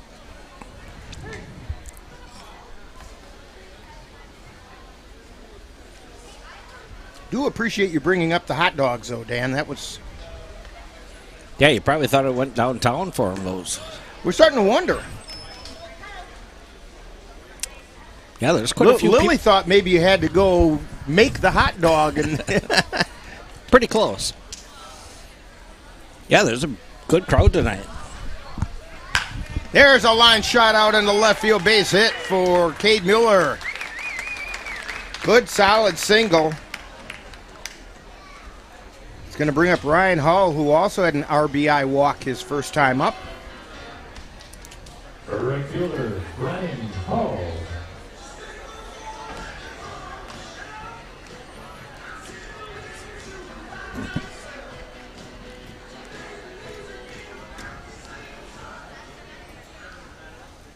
Lance Johnson peeks over at first and now delivers. That caught the outside corner.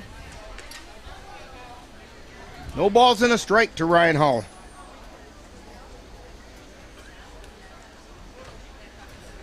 It was after Hall's at bat that the Blues made a pitching change. And he chops that one up the middle, flip to second for one, throw over to first, not in time. So, a fielder's choice by Ryan Hall, 6-4.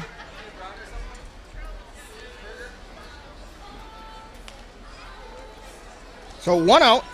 Back to the top of the order for the Cavaliers. Brayton Tillman. He flew out to center his last time up. Also has drawn a walk and scored a run.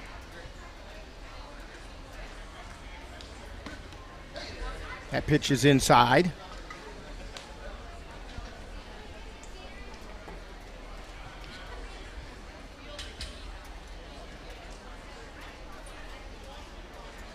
And the pitch. There's a chopper over toward first. Throw to second for one. No play at first. So Tillman's on a fielder's choice. 3-6.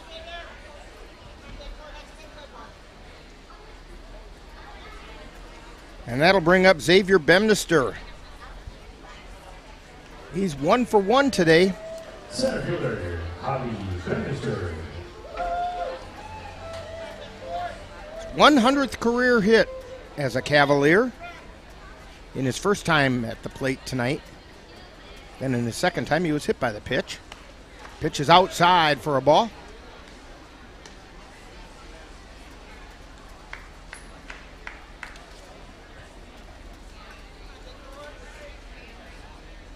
Two down. 1-0 the count to Bemister. And that's a called strike on the outside corner.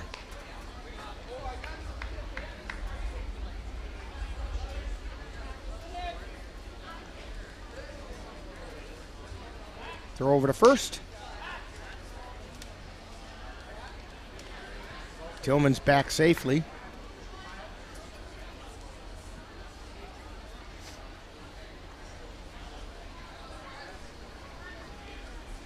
And the pitch. Tillman goes, swing and a miss for a strike, but Tillman slides in safely at second. Yeah, good jump there by Tillman. That's the second time he's had a good jump on the Plum City pitcher. He got a big jump on Vasky.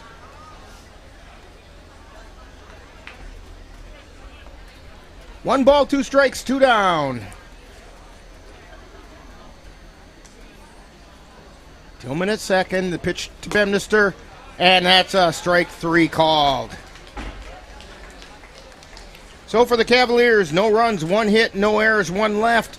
We've played three, and it's the Cavaliers 7 and the Plum City Blues nothing on NLWN-TV.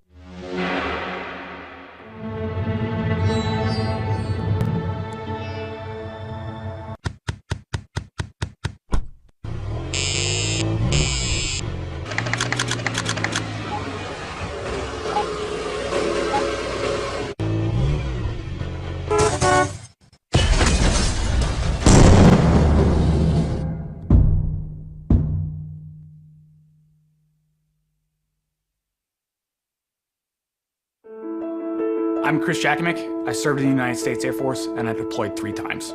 So in 2017, I was serving as an Air Force First Sergeant. Our motto in that role is my job is people, everyone is my business.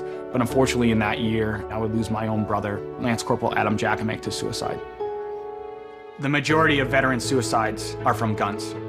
I store my weapons securely, not only for myself, but for my family. My service never stops.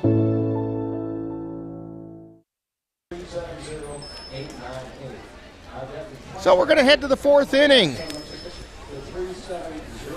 Due up for the Plum City Blues, Connor Ducklow, Mike Bauer, and Brett Bredong.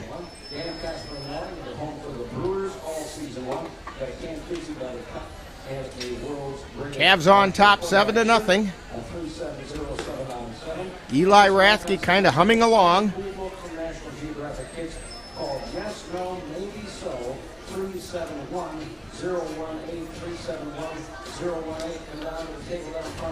And claim your prizes and get back to some more great baseball action with the Eau Claire Cavaliers here at Carson Park. Leading off the top of the board for the Blues, and Connor Ducklow steps in.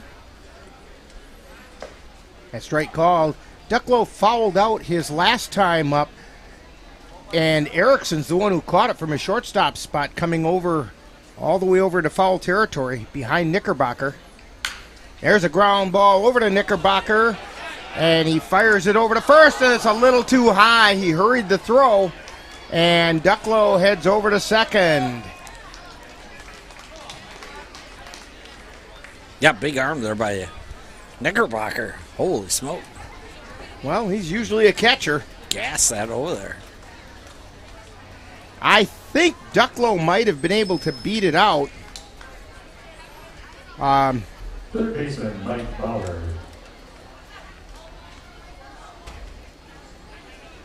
They just marked it as a two-base error.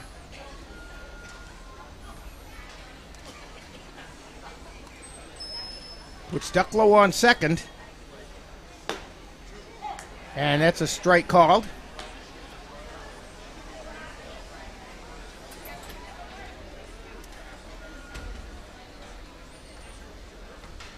Bauer was hit by the pitch his last time up. And just missed the inside corner.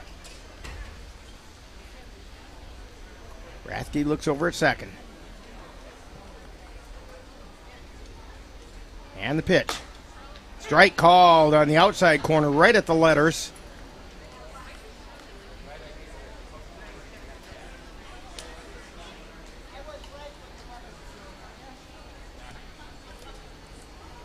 And the 1-2 pitch, low and away. 2 balls, 2 strikes.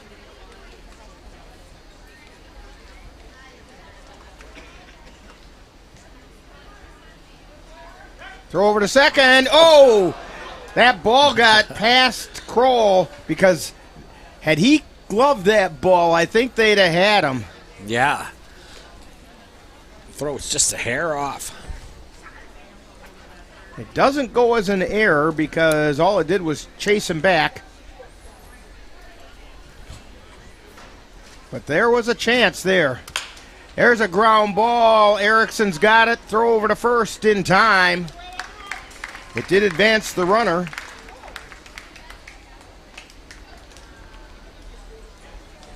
So Ducklow on third is going to bring up Brett Breedung with 1 out. Shortstop, Brett Breedung. Breedung grounded into a fielder's choice last time up. Over to Kroll at second.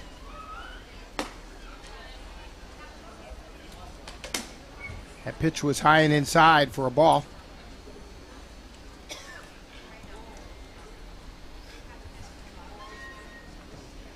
And the pitch.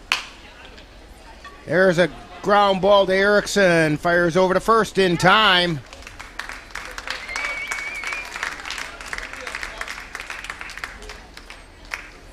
But Breedung gets an RBI as Ducklow came in to score. It's not an earned run, however. The catcher, Jake Beckel.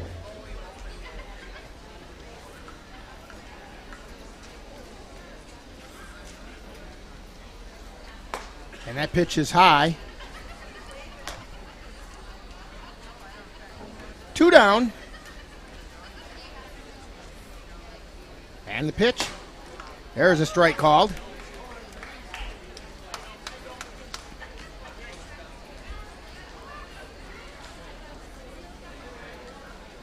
And the pitch.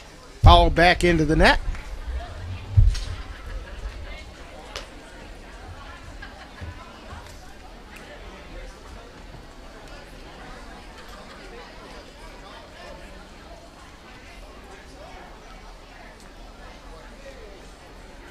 Beckel calls time and steps out.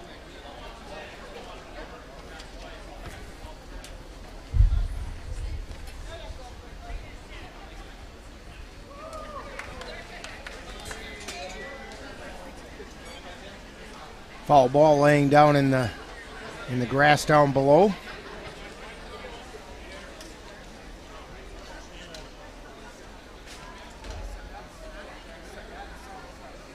And the pitch, there's a foul ball down the right side, out of play. That foul ball brought to you by Auto Vision Center. They have expert auto glass services from chip repair to full replacements.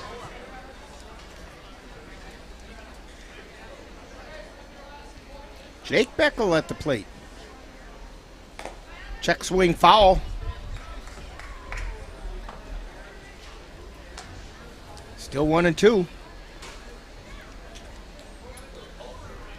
2 down, nobody on.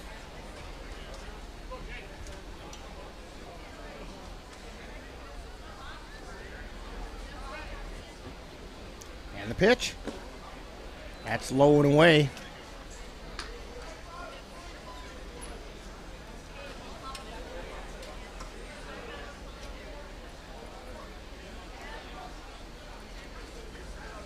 Rathke delivers. Swing and a miss for strike 3. So for the Plum City Blues, they did pick up 1 run on no hits. There was 1 Cavalier error and nobody left on base. We've played 3.5, and it's the Cavs 7 and the Blues 1 on NLWN-TV. In November of 2018, our daughter Jana passed away. The outpouring of support was unbelievable. Support that we received inspired us to start a foundation called the Jana Kelly Memorial Foundation. And through that foundation, we've given back in a lot of different ways, through projects, through different other charities that we've supported. We like to help Humane Association, and the Ronald McDonald House is something that's very near and dear to us. We've also recently, this last year, we actually built a tiny house. It's really exciting to be able to give back in different ways. to learn more or to help financially, find us on Facebook or www.janakelly.com. Being a cowboy, well, I don't know anything different. I had a very successful career. Life was fast. I was preparing physically. I wasn't doing anything mentally. And then I got hurt. I dug into mental health. I wanted to be better as a person. I start my day with a workout. I live life 8 seconds at a time. Find a place to stop and just breathe. Love your mind.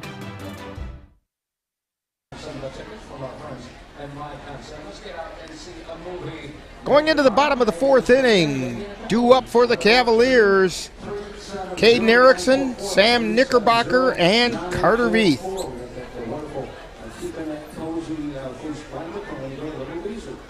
Erickson, who made an outstanding play at shortstop with a lot of range over to his left, got way over on the other side of second to field one a little bit earlier. And there's a shot right into the glove and throw over to first in time. That had extra bases written all over it, and Bauer stuck his glove out and made the stop and made the throw to first. Yeah, for a second I thought he caught it. It's just barely skipped off the ground.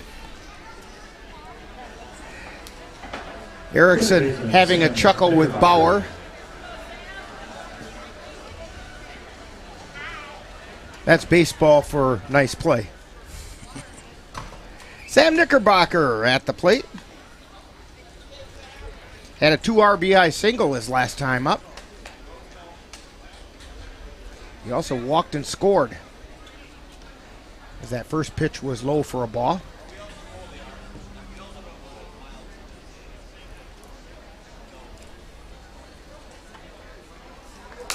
And there's a base hit out into left field. And Knickerbocker's going to check into first.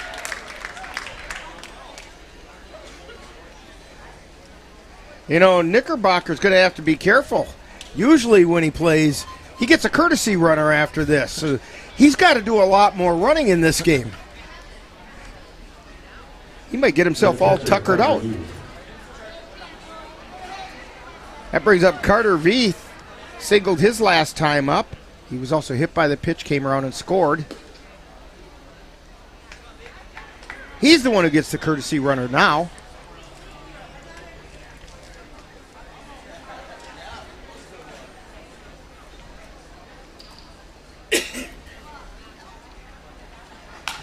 There's a fly ball out into center field. Ducklow under, he makes a catch.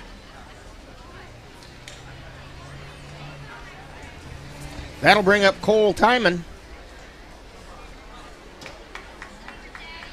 Timon's 1 for 2. An RBI single his first time up and grounded to third his last time around. 2 down, runner on first.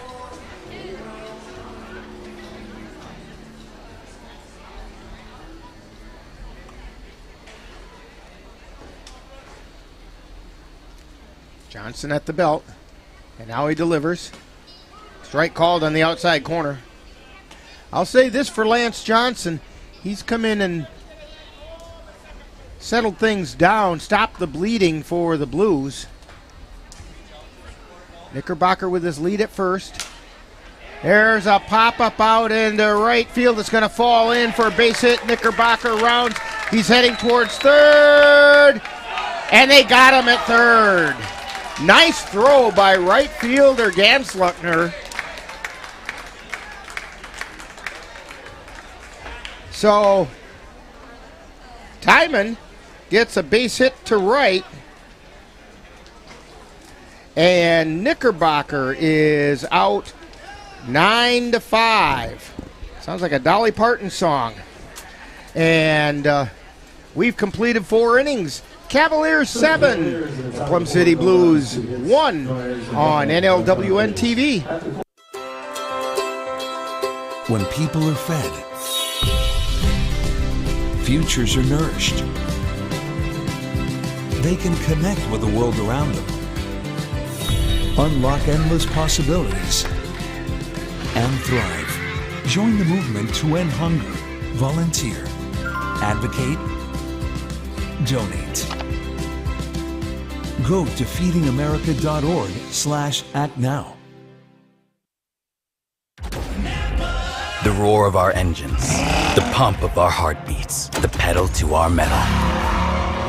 The sparks that ignite us, the pistons that push us, the passions that drive us, on the roads that unite us. Napa has America's largest network of parts and care, here to be the fuel that keeps you firing on all cylinders. Visit either of Eau Claire's 2 locally owned Napa Auto Parts stores on Highway 93 or North Claremont Avenue.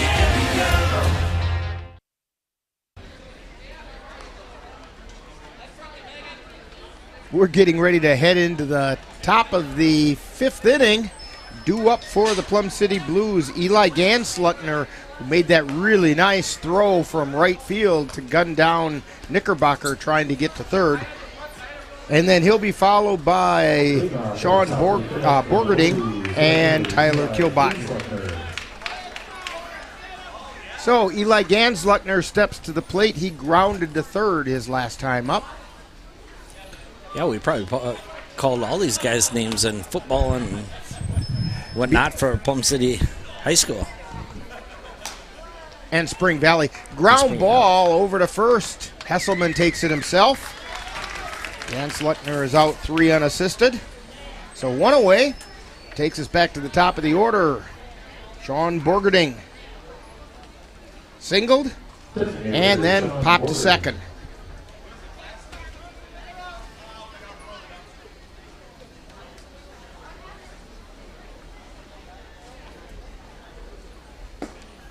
Rathke fired just a little low.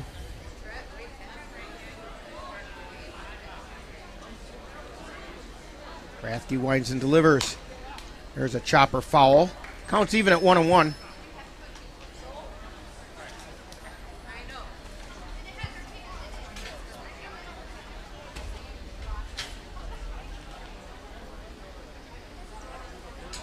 And a swing and a miss, strike 2. Pulled a string out of that one.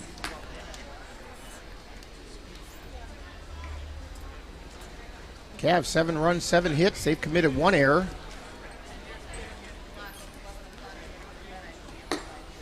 And strike 3 called to Sean Borgerding. The Blues have 1 run on 1 hit. They've not committed any errors yet. Tyler Kilbottom comes to the plate. He was the victim of that outstanding play behind second base by Erickson. That first pitch missed outside.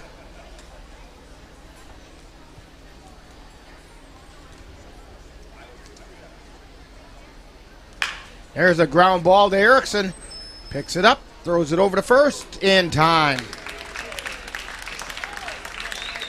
So 3 up and 3 down for the Plum City Blues. No runs, no hits, no errors, nobody left on base. We've played 4.5, and it's the Cavs 7 and the Blues 1 on NLWN-TV. Mom's Restaurant and Pub in Colfax has just what you need when you have that craving for a home-cooked meal the way Mom used to make it. Mom's is open from 7 a.m. to 3 p.m. daily and until 9 on Fridays with a complete breakfast menu.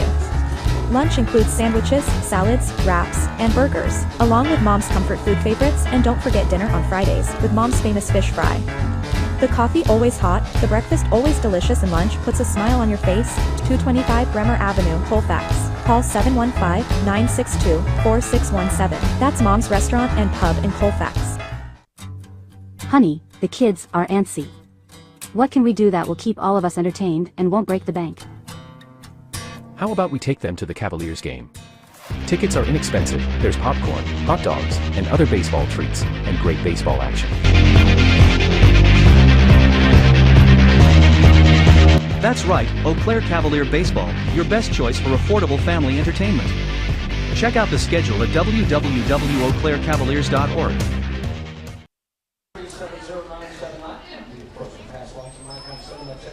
Cavs coming up in the bottom of the 5th inning. Due up, Logan Hesselman, Ashton Kroll, and Cade Mueller. That group of 3 is 1 for 5 tonight. Hesselman flew out to left field and struck out looking in his 2 appearances.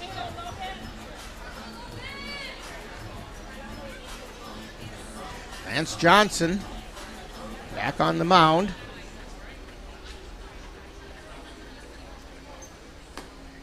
And that pitch just missed outside. That was a breaking ball. Looked like it was going to be way outside, and it just barely missed. And that one outside for ball 2.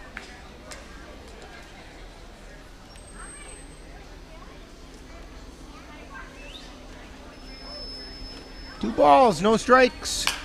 And there's a fly ball out towards left field, heading over his Kilbottom. He reaches up and he makes a catch.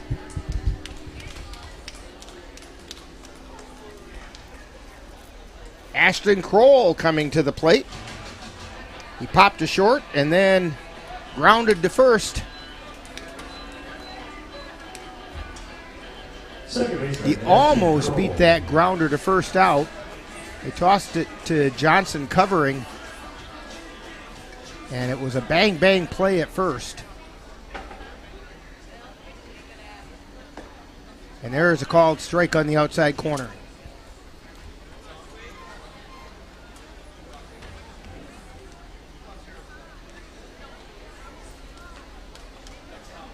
There's the pitch. That's outside.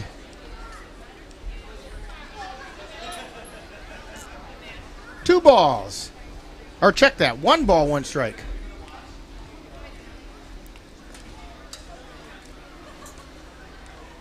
I should learn to believe what Seeley has up on the scorebug there. And that one's a called strike on the outside corner. 1-2 is the count. Yeah, it's not our first game that she's been to.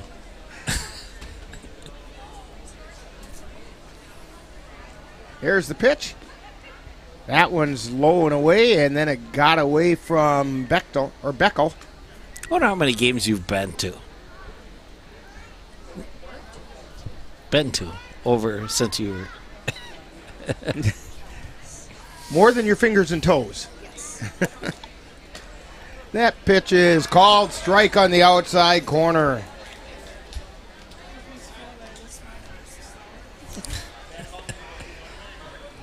Welcome to the club.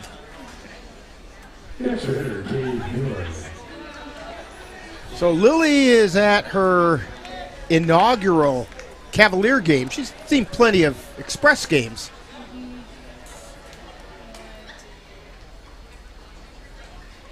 And the pitch. That missed outside to Cade Mueller. Mueller singled and drew a walk. That walk was an RBI walk. And the pitch. There's a ground ball out into left field. Mueller has a 2-hit game going.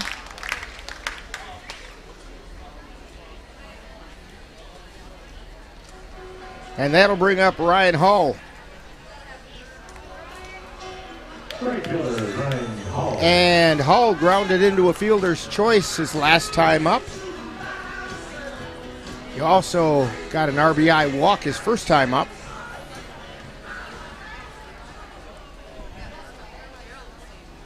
Two down, runner on first for the Cavaliers. We're in the bottom of the 5th inning. There's a high hopper. It's going to find its way into right field. Throw to second, and Mueller gets back. Mueller took a big turn at second and almost got himself a little too far off the bag. It's going to bring up Brayton Tillman. He's 0 for 2 tonight. Flew out to center field, grounded into a fielder's choice. He did walk his first time up and came around and scored.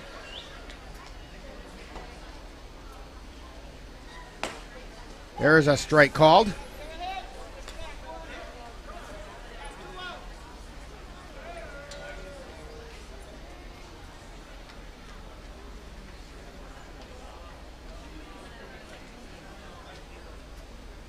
Here's the pitch. That's outside for a ball. Xavier Bemister on deck. He's had a big night tonight with that RBI single for his 100th career hit. And a foul ball over by the auxiliary scoreboard, just off to our left. Ball and 2 strikes. To Brayton Tillman. Tilly just under 300 for his batting average. He's kind of due right now. That pitch is outside, throw down to third, not going to be in time. Mueller almost went too far. He went into the splits to try to hang on to the bag.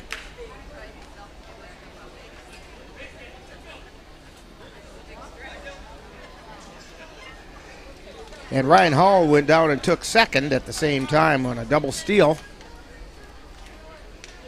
2 balls, 2 strikes, 2 down. Swing and a miss for strike 3. So the Cavaliers go down with no runs on 2 hits. There were no errors, and 2 were left on base. We've played 5, and it's the Cavaliers 7 and the Blues 1 on NLWN-TV.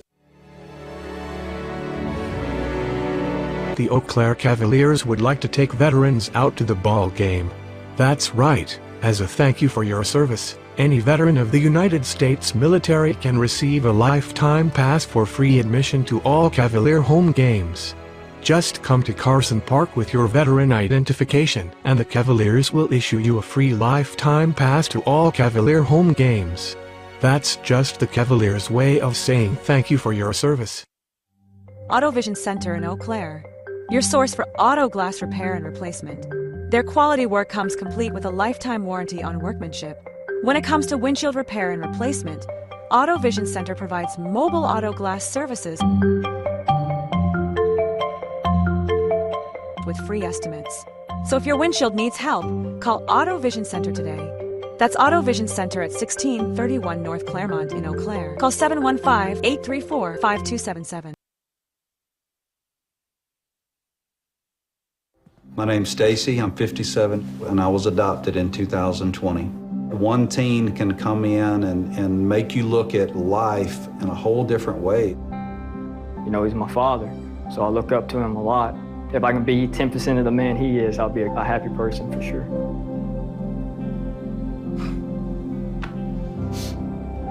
Learn about adopting a teen from foster care. You can't imagine the...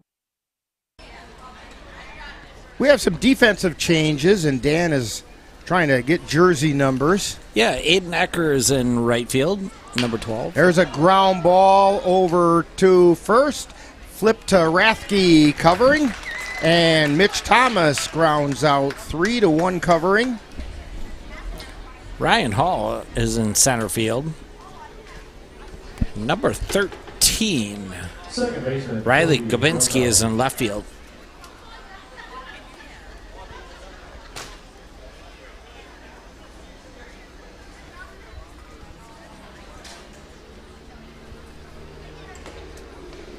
I think, Dan, that's probably it for the changes then, because that takes care of both of the two that were in the lineup. Check swing, strike called.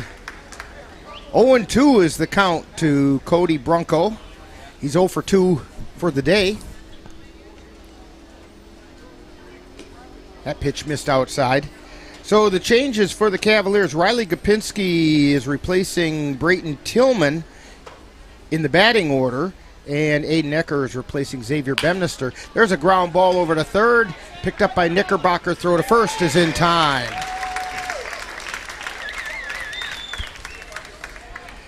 And the crowd gives Knickerbocker a big hand after he airmailed that last one over there. It's going to bring up Connor Ducklow. In fact, it was Connor Ducklow that had the ball airmailed from Knickerbocker and turned into a two-base error. Ground ball hits second base, but it goes right up the middle. Ducklow is rounding first. He'll stay there.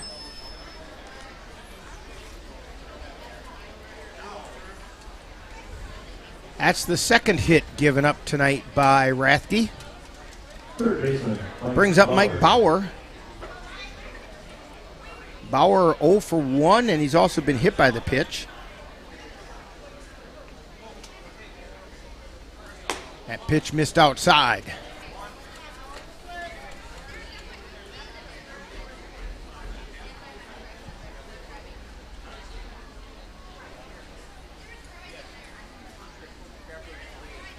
And the high pop foul. Veith giving chase, but it's off the net.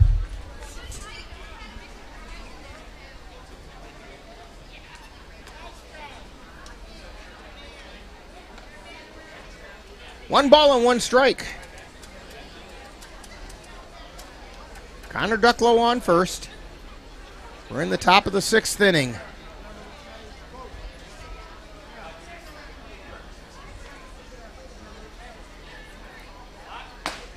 And a strike called on the outside corner.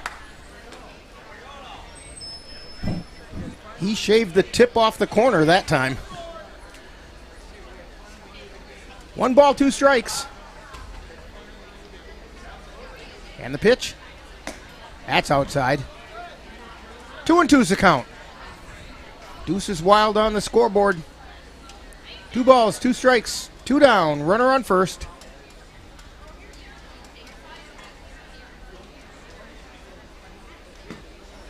That one's down low, and the count goes full. It's going to be traveling time for Ducklow. Rathke thought he got that one.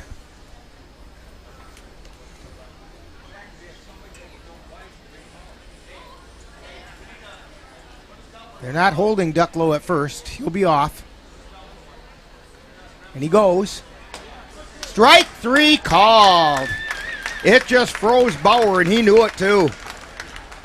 So no runs on 1 hit, no errors, 1 left. We've played 5.5. And it's still the Cavaliers 7 and the Plum City Blues 1 on NLWN-TV. If your estate isn't looking quite estate-like, let Midwest Environmental Consultants landscape your estate right up to snuff with installation of retaining walls, brick patios, foundation planting beds, and so much more. Then they'll keep it that way with their expert lawn care service. Call Midwest Environmental Consultants at 608-468-2067. Let Midwest Environmental Consultants help make your estate the showplace of the neighborhood. I don't think that many kids in my son's school even do it. He makes fun of his friend who vapes. He would never try it. She's into soccer. She's on the honor roll. She's just not the type. No way. No way. No way. No way, my kid would never vape. Get your head out of the cloud. Today, nearly 8,000 kids will start vaping. Maybe even yours. Learn about the dangers at talkaboutvaping.org. So we go to the bottom of the 6th inning. Cavs on top by 6. It's a warm, sticky evening here at Carson Park. I think when I get home, that shower is going to feel really good. You know, the air was dry earlier, and I would say like around 4 o'clock. You could feel the humidity come out. And you can see the clouds forming, and we've got weather coming later this week, and it could affect the game schedule for Wednesday. Hoping not. Aiden Ecker coming to the plate for the Cavs. He has a .250 batting average. And the first pitch is called strike. Very limited at bats. That one's outside for a ball. In fact, he's 1 for 4.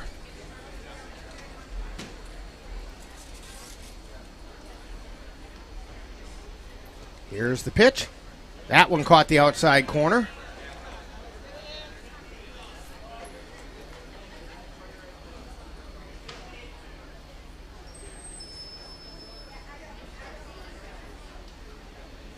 Johnson fires, and that one's fouled back.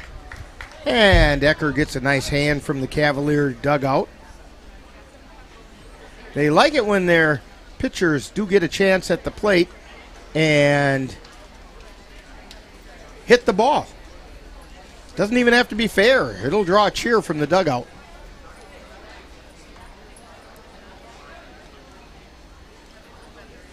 Here's the pitch.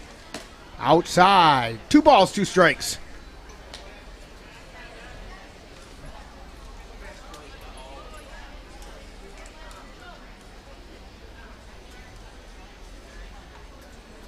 The 2-2 pitch. Way outside. Ecker has worked the count full.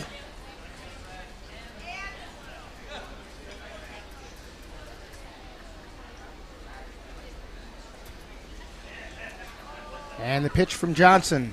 Strike 3 called.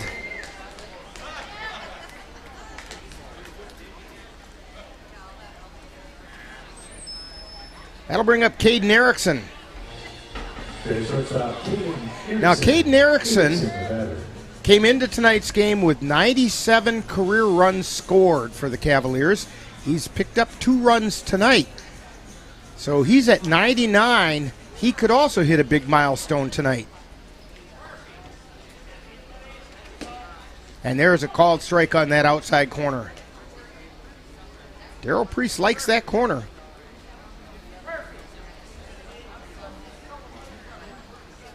Lance Johnson delivers. And that one hit Erickson. That's the second time he's been hit by the pitch.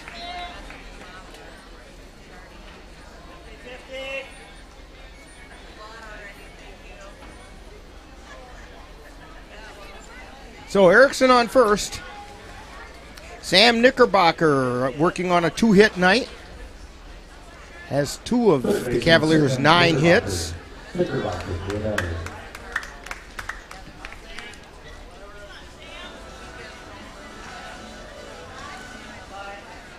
Cavs have 3 players with multiple hits so far tonight. That pitch is high for a ball. Action in the Plum City bullpen.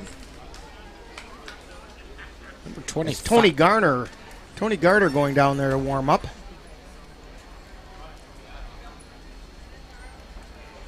Rudder goes, and it's fouled away on the left side.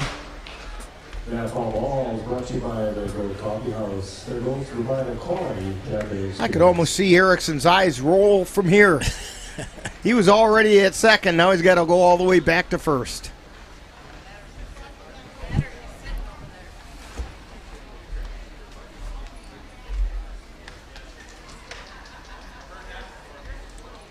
Johnson at the belt.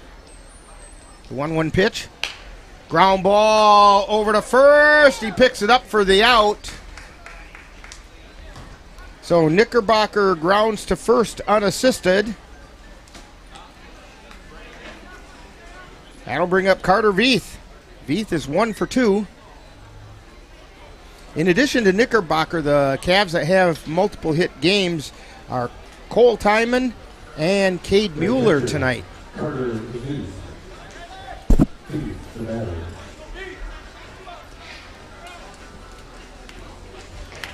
Veith is singled and flew out to center field. And there's a strike called.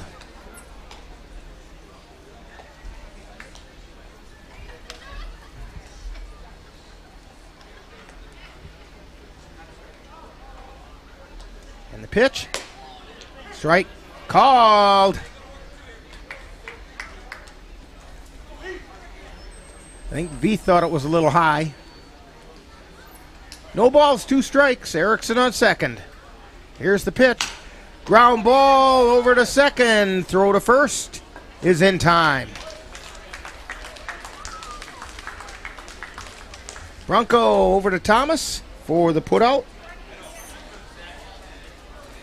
And for the Cavaliers, no runs, no hits, no errors, and 1 left on base. So after 6, it's the Cavaliers 7 and the Blues 1 on NLWN-TV. Get in touch with the roots of the Chippewa Valley at the Chippewa Valley Museum, located in Eau Claire's Carson Park, with a mission of connecting people to their community and inspire curiosity. From reinventing the Chippewa Valley, a century of change in farm life, the Farmhouse Theater, along with the Wisconsin Logging Museum and Logging Camp.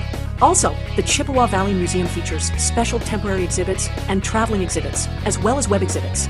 The Chippewa Valley Museum is open Tuesdays through Saturdays. Call for more information at 715-834-7871.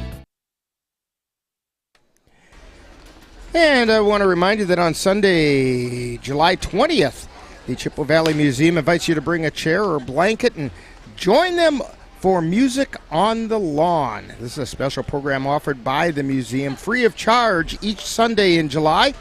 Next Sunday's feature will be The Nunnery, with layered vocal loops and electronic soundscapes.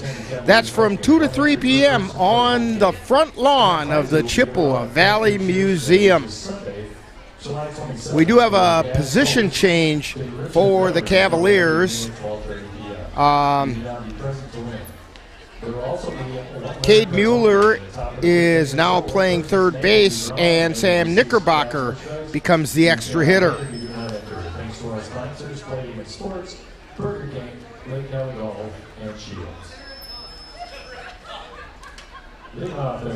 So, due up for the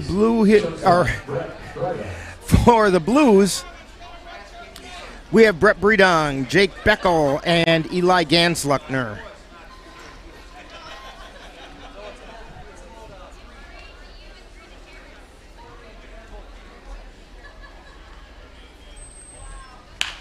And there's a ground ball. Erickson picks it up, throws over to first in time.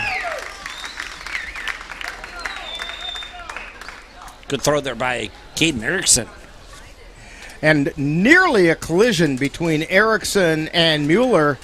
Mueller moving to his left, Erickson moving to his right. They're talking about it now. And but Mueller did a nice job of ducking out of the way. That's going to bring up Jake Beckel. Struck out his last time up.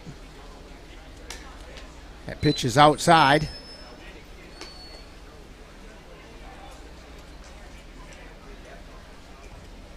Tony Garner still warming in the bullpen. Check swing outside for a ball. 2 balls, no strikes. Here's the pitch.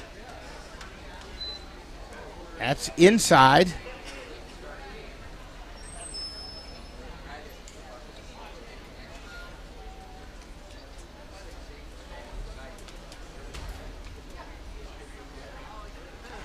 Now the pitch. And that's ball 4. Second free pass of the night given up by Rathke. That's going to bring up Eli Gansluckner.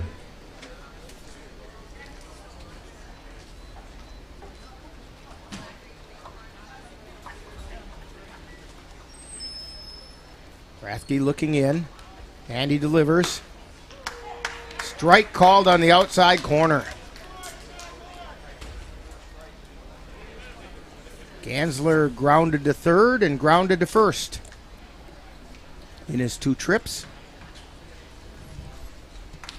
And the pitch. Chop foul at the plate. No balls, 2 strikes.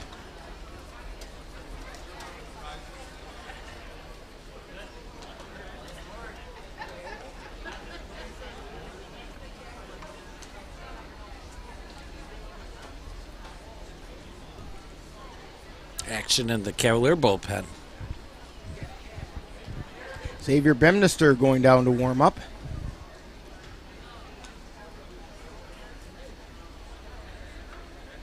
And the pitch. That was high for a ball. I'd be curious, since this is a non-league game, they're a little more liberal with the substitution rules.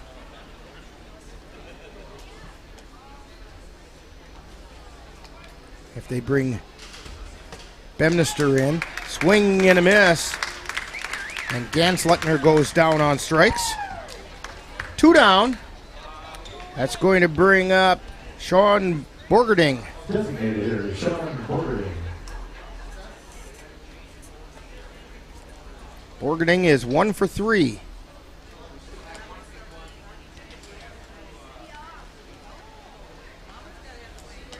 Swing and a miss for strike 1. His last time up, he went down looking.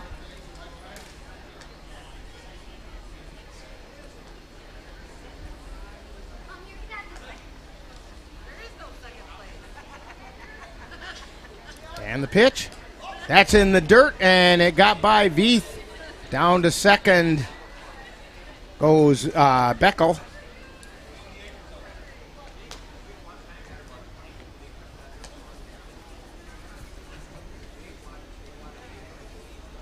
Move Beckel over on a wild pitch.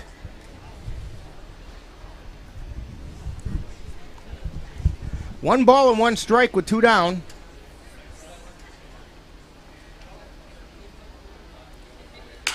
And there's a shot just out of the reach of Erickson.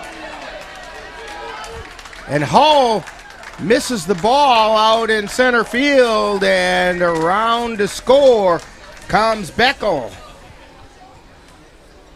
Yeah, just a good solid hit ball there. I think they're going to give him a hit and an error, but I'm not sure.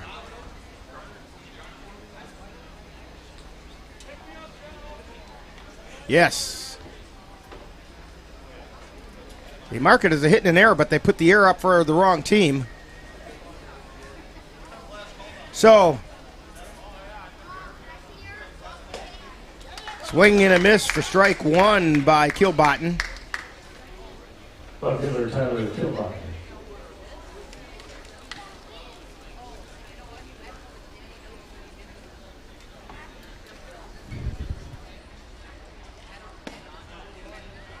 That's down low.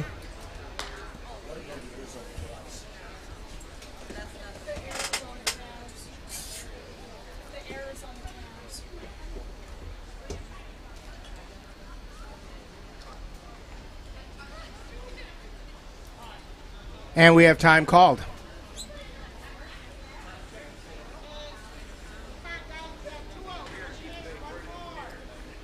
Now the scoreboard has it fixed. They had given the air to Plum City, but Plum City's not in the field. Pitch is inside for a ball. 2 balls and a strike.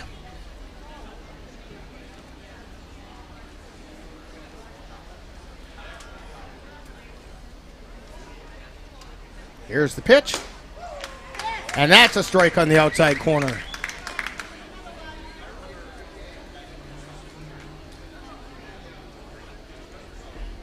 Two balls, 2 strikes, 2 down, runner on second.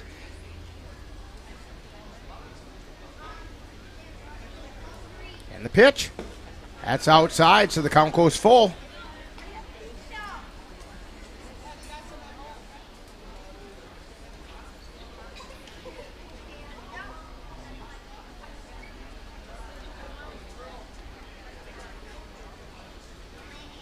And the pitch. That's outside for ball 4. So the Blues have runners at first and second. First baseman, Mitch Thomas. Now, Bemister and Knickerbocker are down in the Cavalier bullpen area, but they're sitting on the bench down there. Throw to second, bluff throw to second.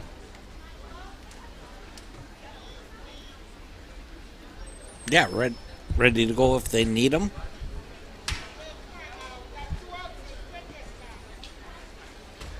Sean Borgerding out at second. Tyler Kilbottom at first, and the pitch is outside. Ball and no strikes, so 2 down. To Mitch Thomas. Grounded to first his last time up. He's 0 for 2 on the day.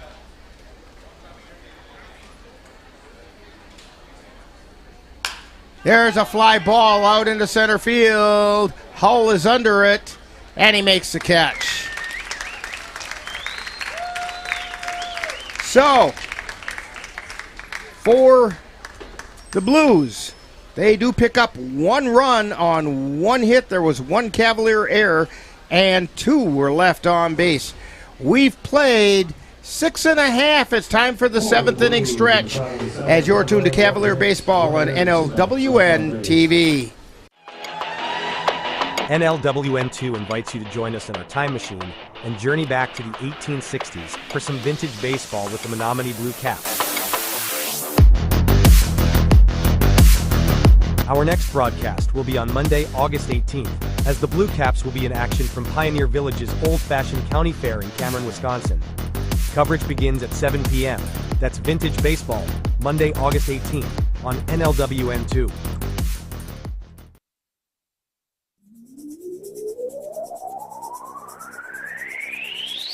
You're tuned to the Northern Light Webcasting Network and NLWN-TV. We use advertising revenue to make this service available to you.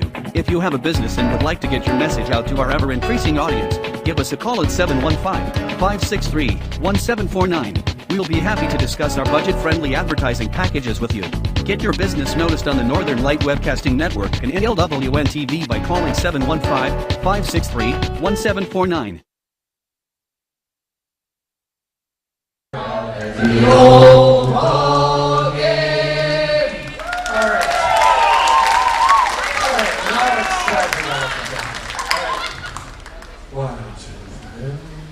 God bless America, land that I love. Stand beside her and guide her through the night with a light from above. From the mountains to the prairies to the oceans white with foam. God bless America, my home, sweet home. From the mountains to the prairies, to the oceans, white with foam. God bless America, my home, sweet home. That's Peter Chumas with Take Me Out to the Ball Game and God Bless America, Special Olympian from Menominee. So we're going to head into the bottom of the 7th inning. Due up for the Cavaliers, Cole Timon, Logan Hesselman, and Ashton Kroll. For the Cavaliers, designated hitter Cole, I'm just a super fan.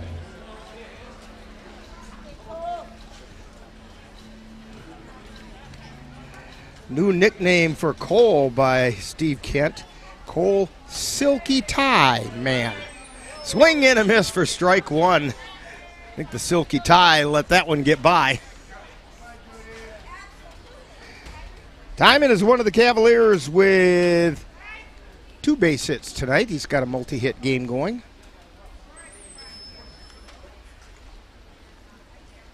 That pitch is outside for a ball.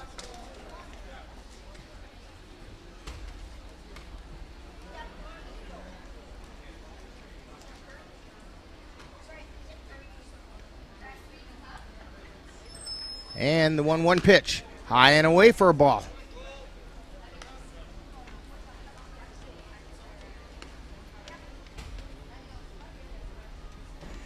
Xavier Bemister warming up for the Cavaliers. And that pitch missed. 3-1. The activity is done down in the Blues bullpen.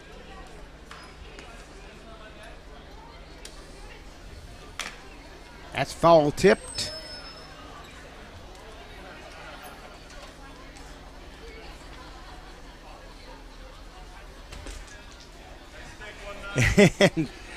And Beckel is saying, yeah, I caught the foul tip, but he caught it in his chest protector.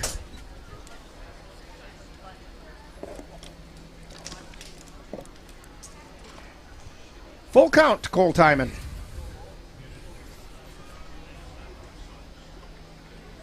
And the pitch. Swung on, foul tipped, and not held on to by Beckel.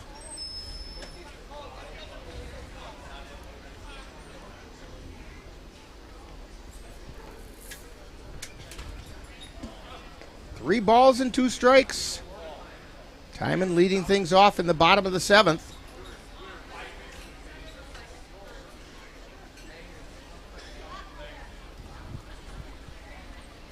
And the pitch. Strike 3 called. As Timon goes down looking. That'll bring up Logan Hesselman. He's 0 for 3, struck out, and twice he flew out to left field.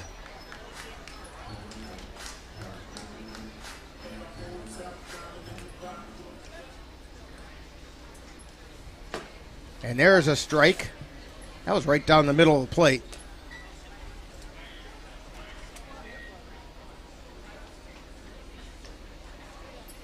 Johnson at the belt.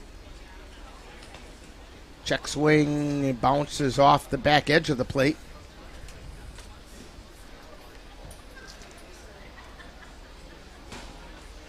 One ball and 1 strike.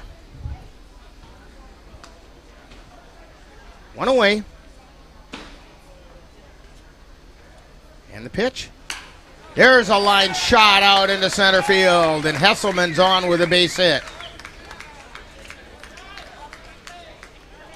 Yeah, pitch left up in the zone. So that'll bring up Ashton Kroll. Kroll is 0 for 3. He is due. Popped to short, grounded to first, and struck out looking.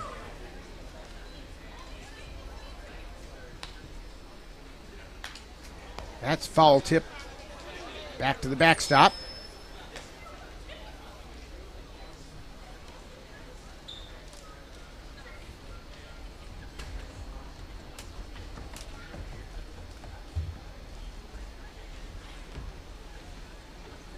Throw over to first. Back in safely is Hesselman.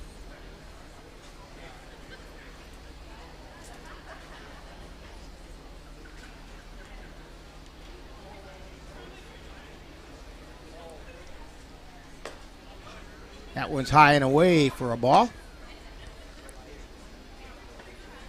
Ball and a strike.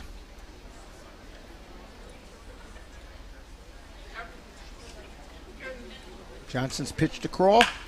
There's a line shot out into center field. Moving over, making the catch is Ducklow.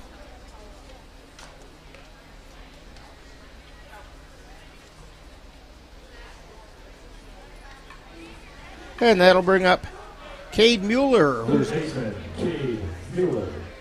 now playing third base. And he's one of the Cavs with a multi-hit night.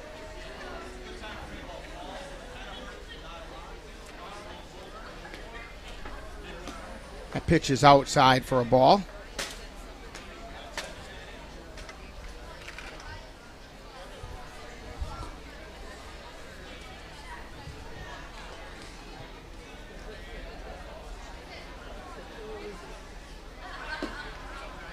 And that was down low.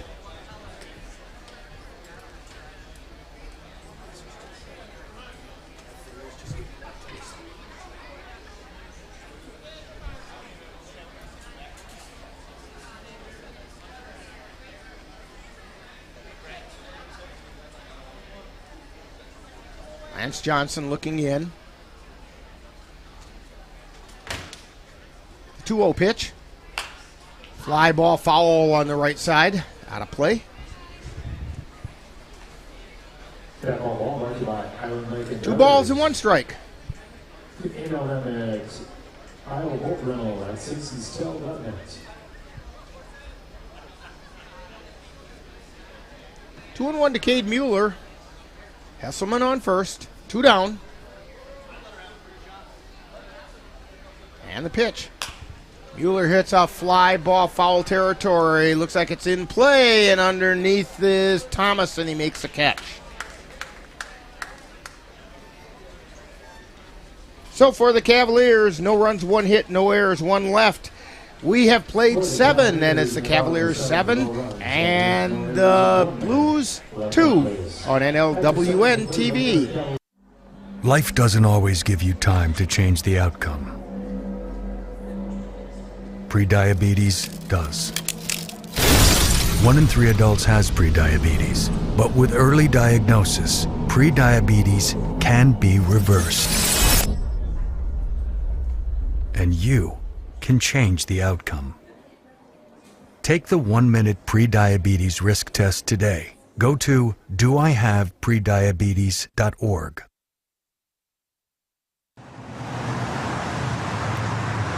Let NLWN-TV take you out to the ballgame.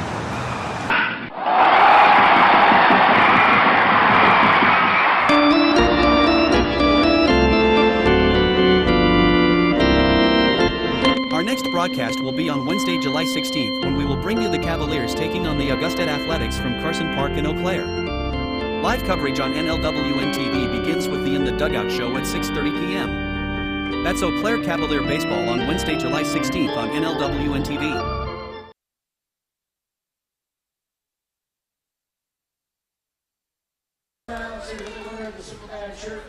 New pitcher for the Cavaliers is Xavier Bemister. He's coming in for Eli Rathke. Rathke went 7 innings, gave up 2 runs, only 1 was earned. He walked 2, I believe, and struck out. Taking a quick look here. 4. And gave up 3 hits. Now pitching for the Cavaliers, number 4, Xavier Bemister. Cavaliers' next game is Wednesday, July 16th. They host the Augusta Athletics in the CRBL matchup. That will begin at 7 p.m. And taking a look here at Bemister's pitching numbers. He has a 0-0 record, but he has 2 saves. I don't believe this is a save situation. It's not.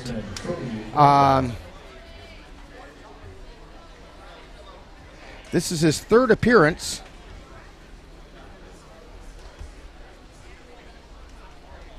And due up is Cody Bronco. That first pitch is high.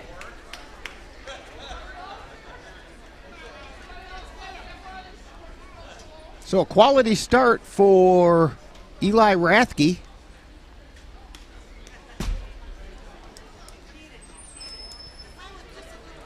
Two balls, no strikes.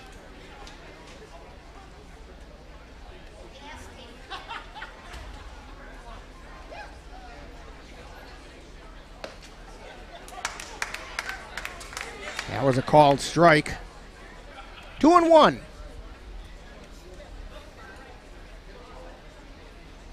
And the 2-1 pitch. Strike 2 called.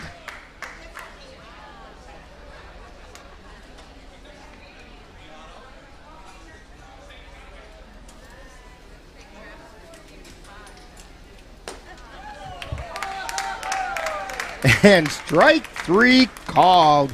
to Cody Brunko. Center fielder Connor Ducklow.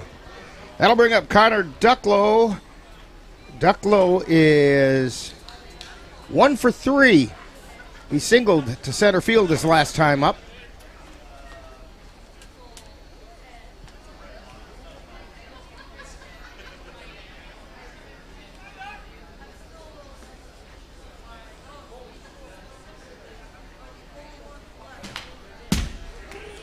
And Ducklow fouls that one back.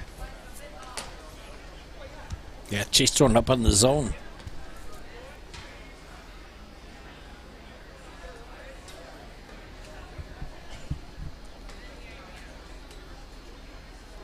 No balls and a strike. Swung on a miss, strike 2.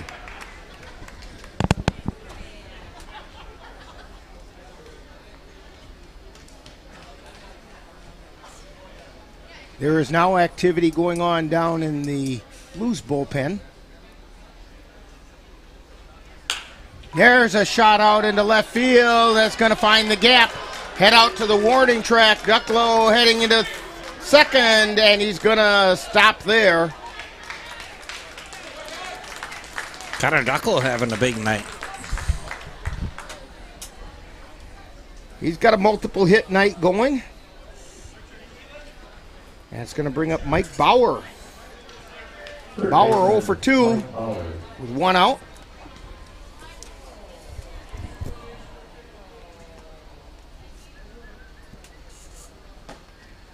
And there's a strike called.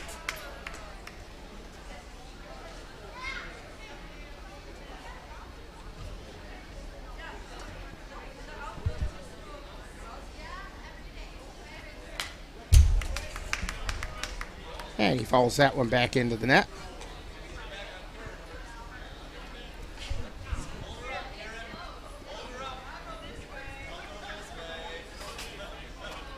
No balls, 2 strikes.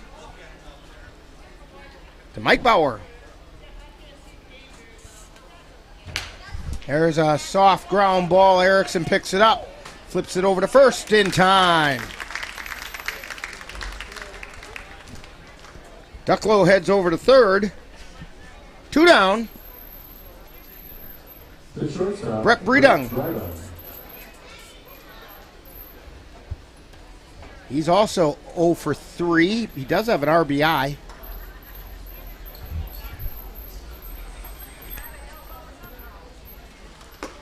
That pitch is high for a ball. Number 25 was warming up for the Blues. Tony Gardner down there warming up. He's a manager of the Blues, but he's a player manager. There's a strike called on the outside corner.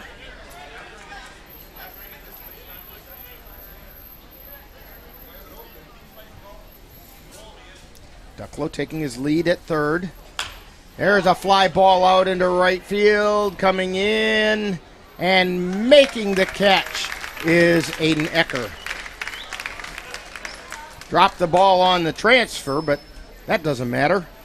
So, for the Blues, no runs on 1 hit. There were no errors and 1 left on base. We've played 7.5, and it's the Cavs 7 and the Blues 2 on NLWN-TV. Achieving my goals as an adult was challenging without a high school diploma. With the help of an adult education center, I finished my high school diploma and it changed my life. This yearbook is a testament to your accomplishments and how they have impacted all of us. Getting my high school diploma made me feel like I can do anything. Now, I can help the kids in my community achieve their dreams. When you graduate, they graduate. Visit finishyourdiploma.org to find free and supportive adult education centers near you.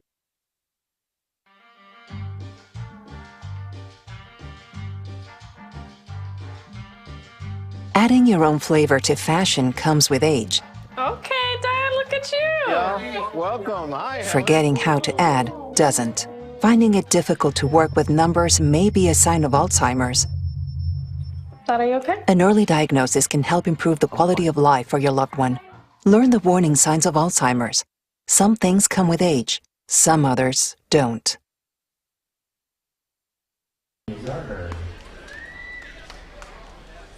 New pitcher for the Plum City Blues, Tony Garner.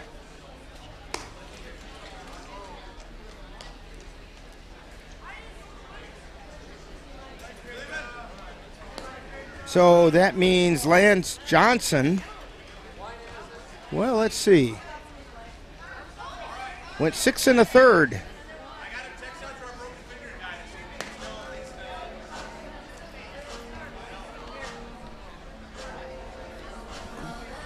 Yeah, he had a pretty good outing tonight. Yeah, he went 6 1/3 innings, gave up 2 early runs, both of which were earned. And after that, he basically shut the Cavs down. I see 5 goose eggs up there on the scoreboard for the Cavaliers. Yeah, he had a pretty wicked slider. Andrew Miller, the batter. So Andrew Milner comes to the plate.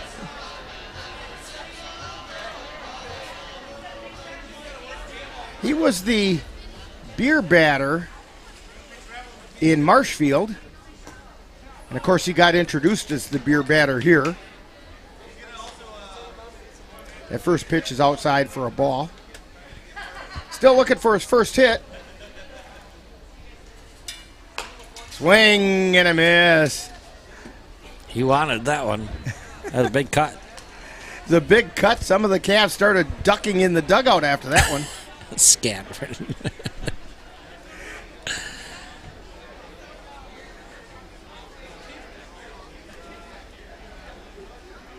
Here's the pitch. Just missed inside. 2 balls and a strike to Andrew Milner.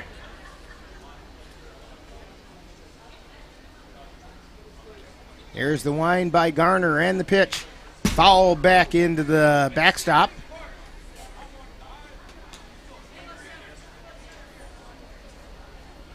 Two balls, 2 strikes.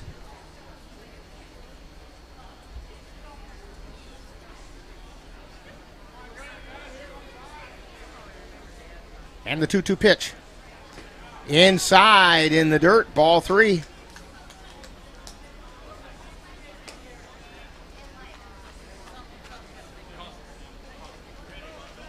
Milner coming off a complete game pitching performance on Saturday against Bloomer.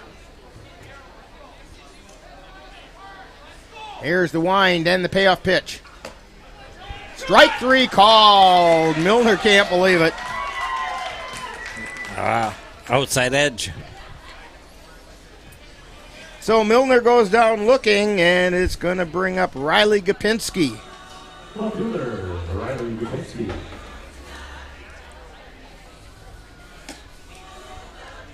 And the first pitch is a ball.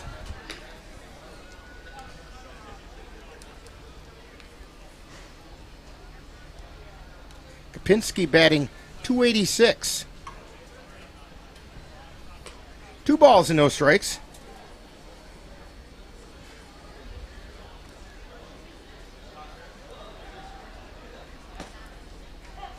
And there's a called strike. 2-1.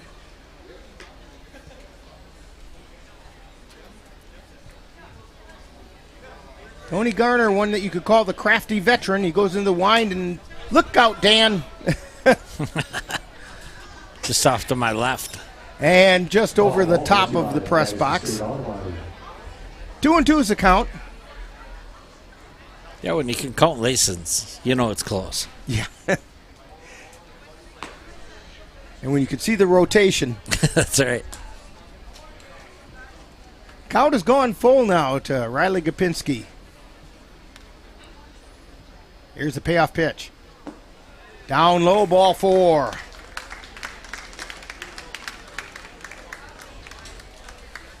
So Gopinski draws a walk.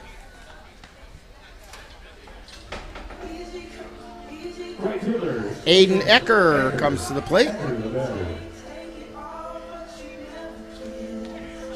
Struck out looking his last time up. That pitch is high. So he's 1 for 5 on the season. That would be a .200 batting average. Throw over to first. Kapinski's back. Garner just kind of lobbed it over there.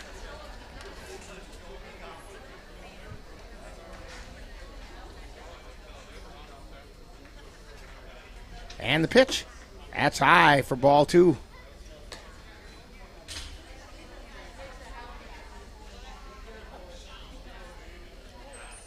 Tony Garner at the belt and delivers. Swing and a miss. Strike 1.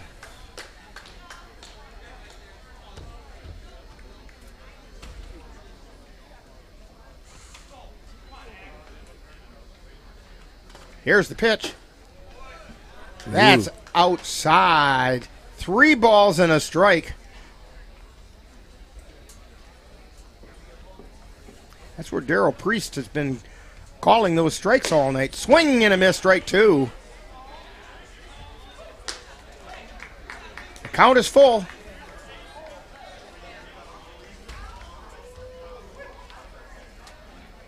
And here's the pitch. It's fouled away off the right side. Kind of over where my car is parked. Yeah. I'm just hoping I don't have to make a trip to Auto Vision Center. I mean, if I needed to, I would. There's a foul back into the net.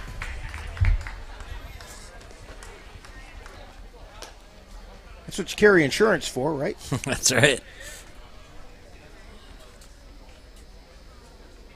Just for golf balls, baseballs. Well, you took a thump in your car down in Osseo the other day. Yeah. Almost got a taillight. And it's outside, ball 4. So Aiden Ecker draws the walk. 2 runners on for the Cavs. It brings up Caden Erickson. Up, check that. Eli Rathke is coming in to bat now for Erickson.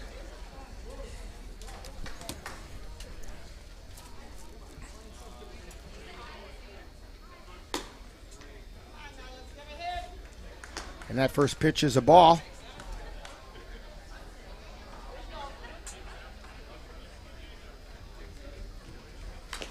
And that's foul tipped. 1 ball, 1 strike.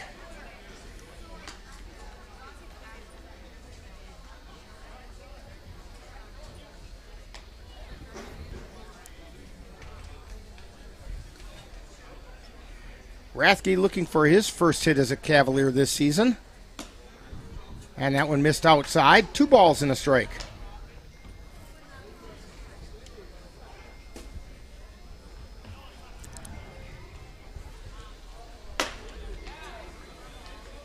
And that was high and inside.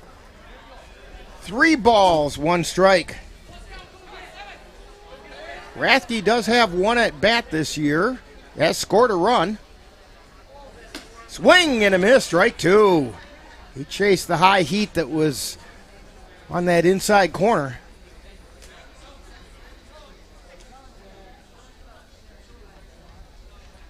Here's the pitch. Swing and a miss for strike 3. Rathke goes down swinging. That'll bring up Sam Knickerbocker. Sam Knickerbocker.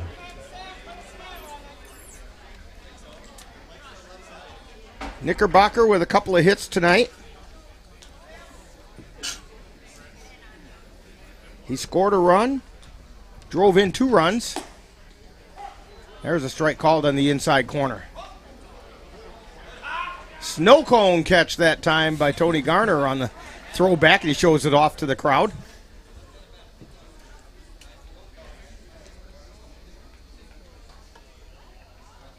Two down. And the pitch. Strike called on the inside corner. Knickerbocker didn't like that call very much. No balls, 2 strikes.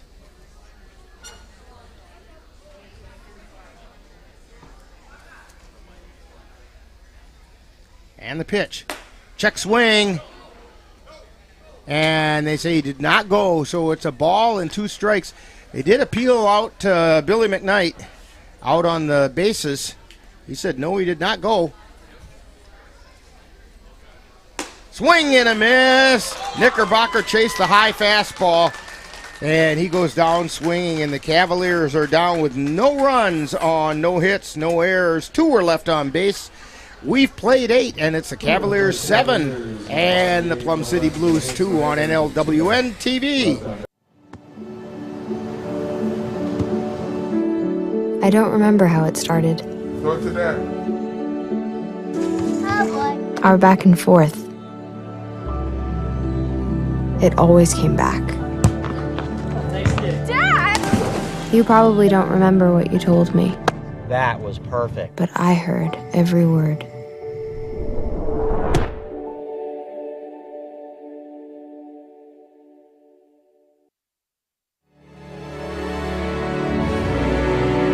The Eau Claire Cavaliers would like to take veterans out to the ball game. That's right, as a thank you for your service, any veteran of the United States military can receive a lifetime pass for free admission to all Cavalier home games. Just come to Carson Park with your veteran identification, and the Cavaliers will issue you a free lifetime pass to all Cavalier home games. That's just the Cavaliers' way of saying thank you for your service. We appreciate your cooperation as we Carson. Back here at Carson Park, we go to the 9th inning on Midwest Family and Micon Cinema Night. As the Cavaliers have a 7-2 lead over the Plum City Blues. Want to remind you, we have some more Cavalier baseball scheduled to happen on Wednesday, when the Cavaliers will be playing host to the Augusta Athletics in a CRBL contest right here at Carson Park. Coverage will begin at 6:30 p.m. with the In the Dugout show, followed by all the play-by-play action. And with a victory Wednesday, the Cavaliers would assure themselves of a spot in the CRBL playoffs. We're not sure which spot yet, but they would be assured of a spot in the playoffs. Leading off the top of the 9th, Jake Beckel for the Blues. Xavier Bemister on the mound, and he fires that one a little bit low.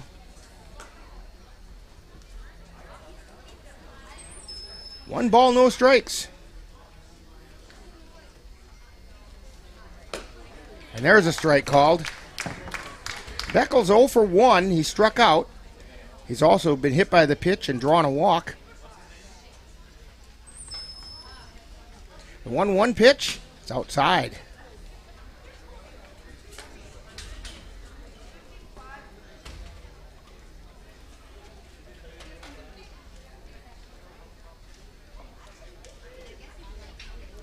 And that pitch is high.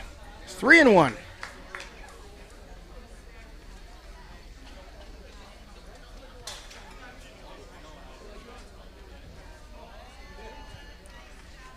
Bemister looks in and he delivers. Strike called. Beckel had a notion, decided not to, but Bemister found the mitt in the strike zone. Count is full.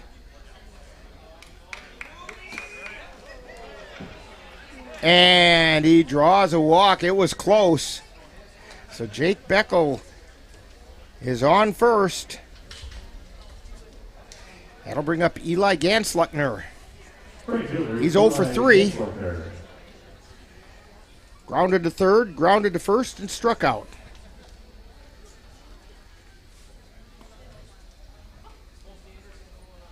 Here's the pitch. It's outside for a ball.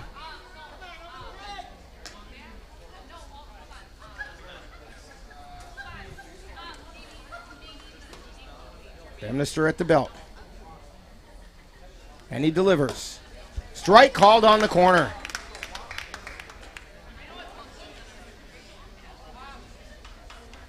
One ball, one strike. Bemister delivers, and it's grounded foul down the right field line.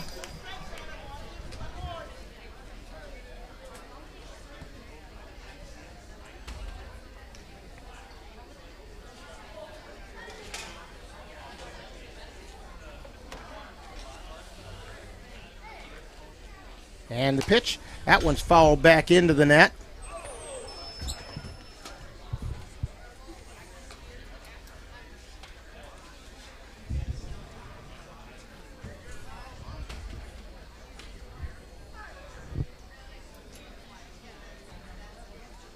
1 ball and 2 strikes to Eli Gansluckner.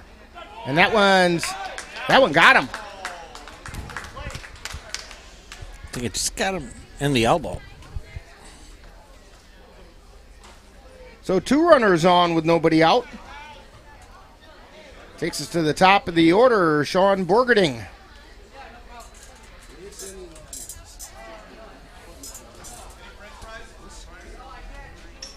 Designated hitter Sean Borgerding.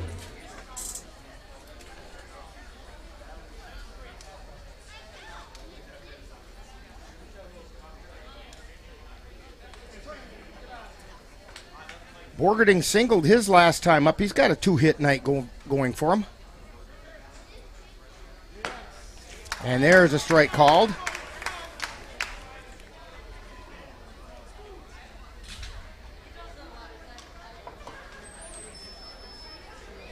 Bemister looks over at second and now delivers. A little bit low for a ball.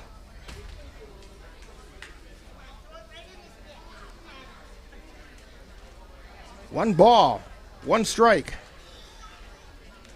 And the pitch. Swung on and missed. Ball and 2 strikes.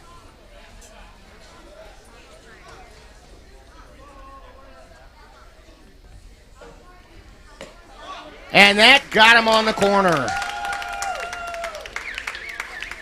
Borgerding goes down looking. It's the second time he struck out looking tonight.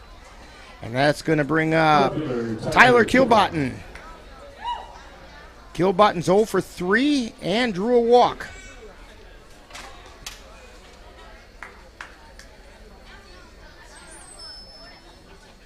One away, 2 runners on. And there's a strike called.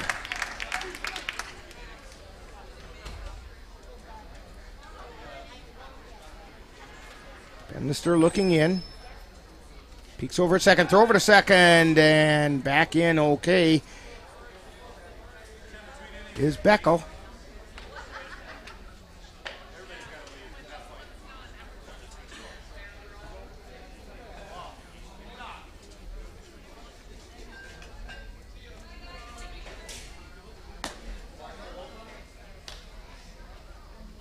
One ball and 1 strike.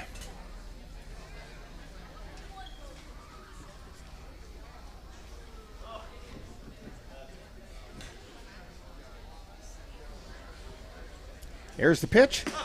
Check swing. No, it didn't catch the corner. 2 balls and a strike.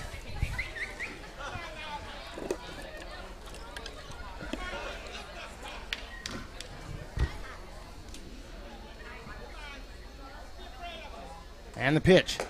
That's outside.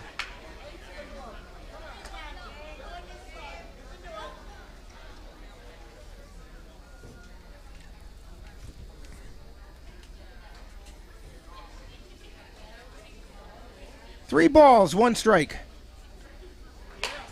And a line shot foul down the first base line. So the count is full.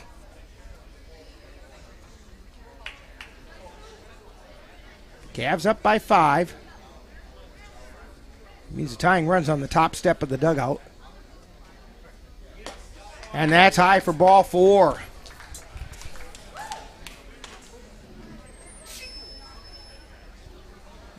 One out. Bases are now loaded. First baseman Mitch Thomas. So Mitch Thomas comes to the plate. Thomas is 0 for 3. And the tying run is in the on-deck circle. Here's the pitch. Fly ball out to left field. Moving over and under it and making the catch is Gopinski. It's a sacrifice fly.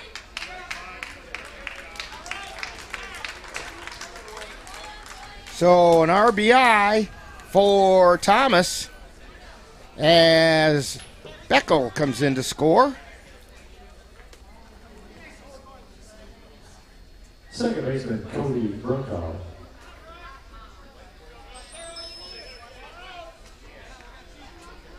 So 2 away.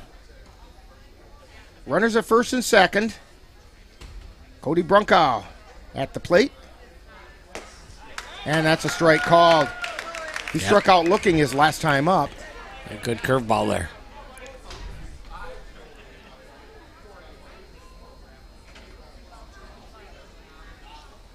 And there's a high hopper being fielded by Erickson, and they ran into each other a little bit. Yeah, Kroll ran into Erickson's glove, and Erickson then dropped the ball, and everybody's safe. Yeah, big hopper. I think they're going to give him a hit. They did.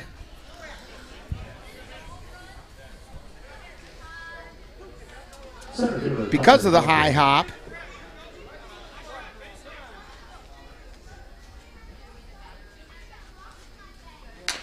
And there's a soft bounder. Erickson picks it up. And no play. He didn't have a play. That ball just died out there in the grass. And Erickson had no play after he fielded the ball. Yeah, he was playing deep, and the ball just kind of dribbled out there.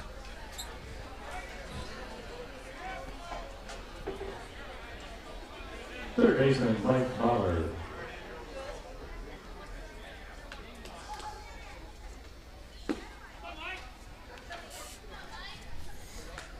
So that drove in Gansluckner. Bases are loaded. Tying runs on first. High fly ball out into left field. Gopinski moves over, and he makes the catch. And that'll do it. A little bit of nail biting there at the end. But for the Plum City Blues, they did pick up 2 runs on 2 hits. There were no Cavalier errors, and 3 were left on base. Our final score tonight, Cavaliers 7 and the Blues 4. And we'll have more for you right after this timeout on NLWN-TV.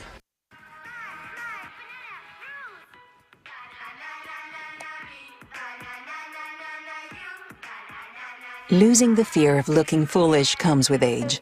Who did you steal him from? Losing your way in your own home doesn't. Confusion with time and place may be a sign of Alzheimer's. Mom, are you okay? Yeah, I'm fine. Early detection gives you and your loved one time to plan for the future. Learn the warning signs of Alzheimer's.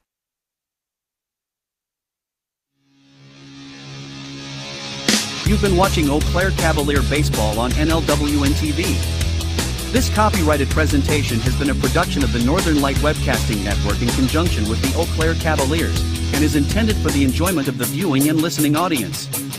Any broadcast, rebroadcast, or reproduction in any form without the express written consent of the Northern Light Webcasting Network LLC and the Eau Claire Cavaliers is prohibited. Stay tuned. Coming up next is Talkin' Baseball, with a look back at today's game.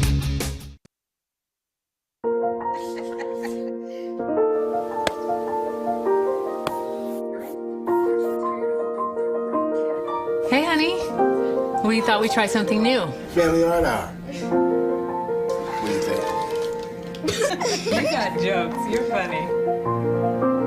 Learn about adopting a teen from foster care. You can't imagine the reward. Learn more at adoptuskids.org.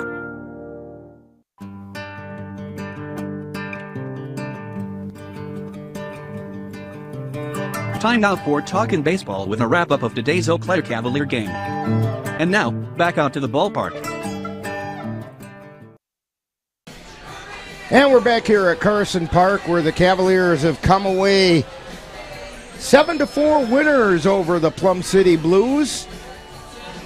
Cavaliers managed to get 7 runs on 10 hits. They did commit a couple of errors. The Blues had 4 runs on 6 hits. They did not commit any errors. Cavaliers kind of had to hang on by their fingertips for this one. Dan, your thoughts? Yeah, I thought Plum City hung in there, and they started to see some balls. You know, the Cavaliers did give them some chances here in the last inning, you know, with just a couple weird hops by the ball. And But I thought the Cavaliers were pretty much in control of this whole game. And but yeah, Blues hung in there. You know, I've got to hand it to the Blues. They never quit. They just played tough, and they had a very shaky start, giving up 5 runs in that first inning, and many as a result of walks. And then Lance Johnson came in and set things right for Plum City, and he kept the Cavs under control, and that allowed Plum City to scrap, and well, lo and behold, the tying run was on base when this game ended, so it wasn't a done deal until that 27th out occurred. Yeah, I think Cavaliers think they had it in the right spot there at the end. They just needed a couple grounders to end the game, and they just took 2 odd hops and gave the Blues a chance. Well, we're waiting for Cavalier manager Ryan Bemister, who's currently being interviewed by some other media right now. And once he gets up here, we will have a chat with him about tonight's game and what's ahead for the Cavaliers, because there's plenty of baseball still coming up. And while we wait for Ryan to come up and talk with us, we'll take this time out on NLWN-TV. Can't believe you're doing this alone. I've done it before. I remember. You threw your back out. How you holding up? Hand me that board. Nothing wrong with getting help. I'm good. I did it when Felicia left. I'll figure it out. I know you will, but you don't have to do it alone. That's all I'm saying. If I promise to look into it, will you drop it and help me build this fence? Now you need the help. It can be a real pain sometimes, you know that? Mm-hmm. If you or a veteran you know needs support, don't wait. Reach out. Find resources at va.gov/reach. NLWN-2 invites you to join us in our time machine and journey back to the 1860s for some vintage baseball with the Menominee Blue Caps. Our next broadcast will be on Monday, August 18th, as the Blue Caps will be in action from Pioneer Village's old-fashioned county fair in Cameron, Wisconsin. Coverage begins at 7 p.m. That's vintage baseball, Monday, August 18th, on NLWN-2. I'm Chris Jakimick. I served in the United States Air Force, and I deployed 3 times. So in 2017, I was serving as an Air Force First Sergeant. Our motto in that role is, my job is people, everyone is my business. But unfortunately in that year, I would lose my own brother, Lance Corporal Adam Jakimick, to suicide. The majority of veteran suicides are from guns. I store my weapons securely, not only for myself, but for my family. My service never stops. Being a cowboy, well, I don't know anything different. I had a very successful career. Life was fast. I was preparing physically. I wasn't doing anything mentally. And then I got hurt. I dug into mental health. I wanted to be better as a person. I start my day with a workout. I live life 8 seconds at a time. Find a place to stop and just breathe. Love your mind. My name's Stacy, I'm 57, and I was adopted in 2020. One teen can come in and make you look at life in a whole different way. You know, he's my father, so I look up to him a lot. If I can be 10% of the man he is, I'll be a happy person for sure.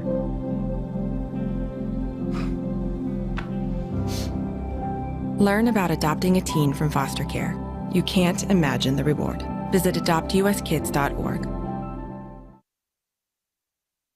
I don't think that many kids in my son's school even do it. He makes fun of his friend who vapes. He would never try it. She's into soccer. She's on the honor roll. She's just not the type. No way. No way. No way. No way, my kid would never vape. Get your head out of the cloud. Today, nearly 8,000 kids will start vaping. Maybe even yours. Learn about the dangers at talkaboutvaping.org.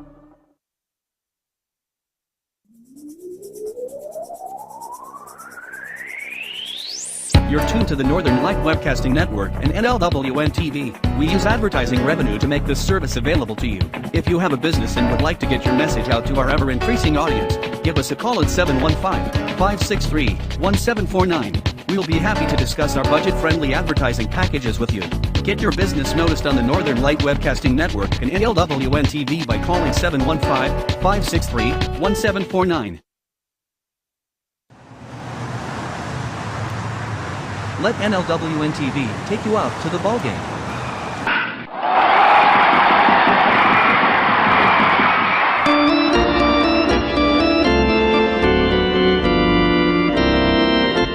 Our next broadcast will be on Wednesday, July 16th, when we will bring you the Cavaliers taking on the Augusta Athletics from Carson Park in Eau Claire. Live coverage on NLWN-TV begins with the In the Dugout show at 6:30 p.m. That's Eau Claire Cavalier baseball on Wednesday, July 16th on NLWN-TV.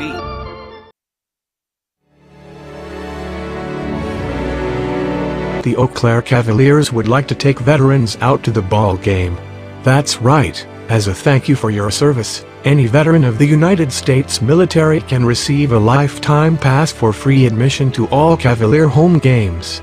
Just come to Carson Park with your veteran identification, and the Cavaliers will issue you a free lifetime pass to all Cavalier home games. That's just the Cavaliers' way of saying thank you for your service. And we're back here at Carson Park and talking with Cavalier manager Ryan Bemister. And Ryan, all of a sudden, the game you had well under control, we had to kind of hang on by the fingertips. Yeah, you know, walk a guy leans over the plate. 2 infield singles. We should have been out of that game. I think we should have been out of the game. It doesn't matter. It doesn't make a difference. We had the utmost confidence in Hobb to finish the game out. We're not worried. No worries. We weren't worried at all. And this was a pretty good tune-up going into this final stretch because you've got some big games coming up and you've got playoff positions to battle for. And how would you think the Cavs are set for that final push?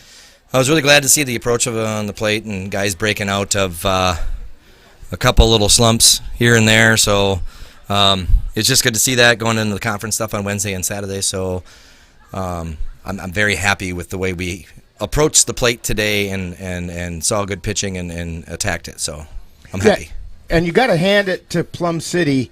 They never quit. No, they never do. They never do. They're a fun team to team. That's one of my favorite teams to play, and it's not just because of relations and anything like that. It's just one of my favorite teams to play. They're always having a good time regardless. There's no chirping. There's no angst. It's fun. It's close. I hope it turned into a home and home every year. And, you know, they struggled a little that first inning with Vasky on the mound, but that didn't seem to shake them. No, and that other kid's a really good pitcher, and he kind of locked us down for a few innings. And, you know, to be honest, we did make some substitutions. I mean, you're going to, you know, things like that, and just kind of move some guys around, and they're only seeing the ball one time as opposed to 3 during a game. So, but I think it went over very well, and I'm glad we got the win. I'm glad we keep the ball rolling with what we're doing, and I'm happy. There you go. And then we will see you on Wednesday, and you're back into league play when you take on the Augusta Athletics, and that could be a big one. Yeah, you know, we can only control what we can control, so we go out there, put our best feet forward, and throw our best pitcher out there we have available, and, you know, best lineup in, and we'll see what happens. Well, good luck on that one, and we will see you on Wednesday. Congratulations on the win tonight. Cavalier manager Ryan Bemister, and we'll be back with a final wrap right after this timeout on NLWN-TV. I'm Chris Jackamick. I served in the United States Air Force, and I deployed 3 times. So in 2017, I was serving as an Air Force First Sergeant. Our motto in that role is, my job is people, everyone is my business. But unfortunately in that year, I would lose my own brother, Lance Corporal Adam Jackamick, to suicide. The majority of veteran suicides are from guns. I store my weapons securely, not only for myself, but for my family. My service never stops. You have been tuned to Talkin' Baseball with a wrap-up of... There we go. Quick on the trigger there, Seeley. That's okay. But Cavaliers come away tonight over the Plum City Blues by a score of 7-4. Cavaliers had 7 runs on 10 hits. They committed 2 errors. The Blues had 4 runs, 6 hits. They committed no errors. The winning pitcher was Eli Rathke. It moves his record to 4 wins and 2 losses on the season. Losing pitcher was Matt Vasky. The Cavaliers' overall record now goes to 18-6. And the Cavaliers will be taking on the Augusta Athletics on Wednesday night in a very important CRBL contest from right here at Carson Park. Cavs win that game, they lock up a playoff spot. We don't know which one yet, but they would be locked into at least getting a playoff position in the CRBL tournament. And we will have that game right here on NLWN-TV with coverage starting at 6:30 p.m. with the In the Dugout show, followed by all the play-by-play action. Make sure that you join us on Monday, August 18th on our sister station, NLWN-2, as our coverage of vintage baseball continues when we bring you the Menominee Blue Caps playing at the Pioneer Village Old-Fashioned County Fair in Cameron. Coverage is going to begin on the 18th at 7 p.m. on NLWN2. The Eau Claire Cavaliers want to remind veterans of the United States military that they can get a lifetime pass to all Cavalier home games simply by coming to Carson Park with your veteran's identification, and the Cavaliers will issue you your lifetime pass. It's just the Cavaliers' way of saying thank you for your service. So, today's Cavalier game, I got totally lost there for a second. Today's Cavalier game has been brought to you by Menominee Eye and Optical, with quality personalized care for you and your family. Your Napa Auto Parts store at 3580 Mall Drive in Eau Claire. Mom's Restaurant and Pub in Colfax. Comfort food the way Mom used to make it. Midwest Environmental Consultants, lawn care and soil testing experts for Western Wisconsin. Auto Vision Center, windshield repair and replacement on North Claremont Avenue in Eau Claire. I'm getting shadows all over this paper. Slayton's Technology, the official IT provider for the Northern Light Webcasting Network. And the Chippewa Valley Museum, where you can connect with the roots of the valley right here in Carson Park. Be sure to thank these fine sponsors for bringing you Eau Claire Cavalier baseball all season long right here on NLWN-TV. So for Seeley Bemister, Dan Petshaw, Lily, I'll get it before too long. We do want to welcome her to the crew. This is Rick Olson. That final score once again, Cavaliers 7 and the Plum City Blues 4. You've been tuned to Talkin' Baseball on NLWN-TV. You have been tuned to Talkin' Baseball with a wrap-up of today's Eau Claire Cavalier baseball game. This has been a presentation of the Northern Light Webcasting Network and NLWN-TV. In the heart of a small town where the rivers flow, there's a spirit rising up and it's starting to grow. Carson Park's the place where dreams come alive. Eau Claire Cavaliers, the reason we thrive. With the crack of the bat and the roar of the crowd, we spell baseball magic and we shout it out loud. For over 50 years of history, pride and cheer in this town, we're all family, the love sincere. Eau Claire Cavaliers, we wear it with pride. Big time baseball in a small town ride. From the bases to the bleachers, hear the fans sing. For the love of the game, together we bring. In this town standing tall, we always belong. With Eau Claire Cavaliers, we'll keep singing our song. Through the ups and the downs, we'll face every fight. With grit in our hearts, we'll shine ever bright. Eau Claire Cavaliers, we wear it with pride. Big time baseball in a small town ride. From the bases to the bleachers, hear the fans sing. For the love of the game,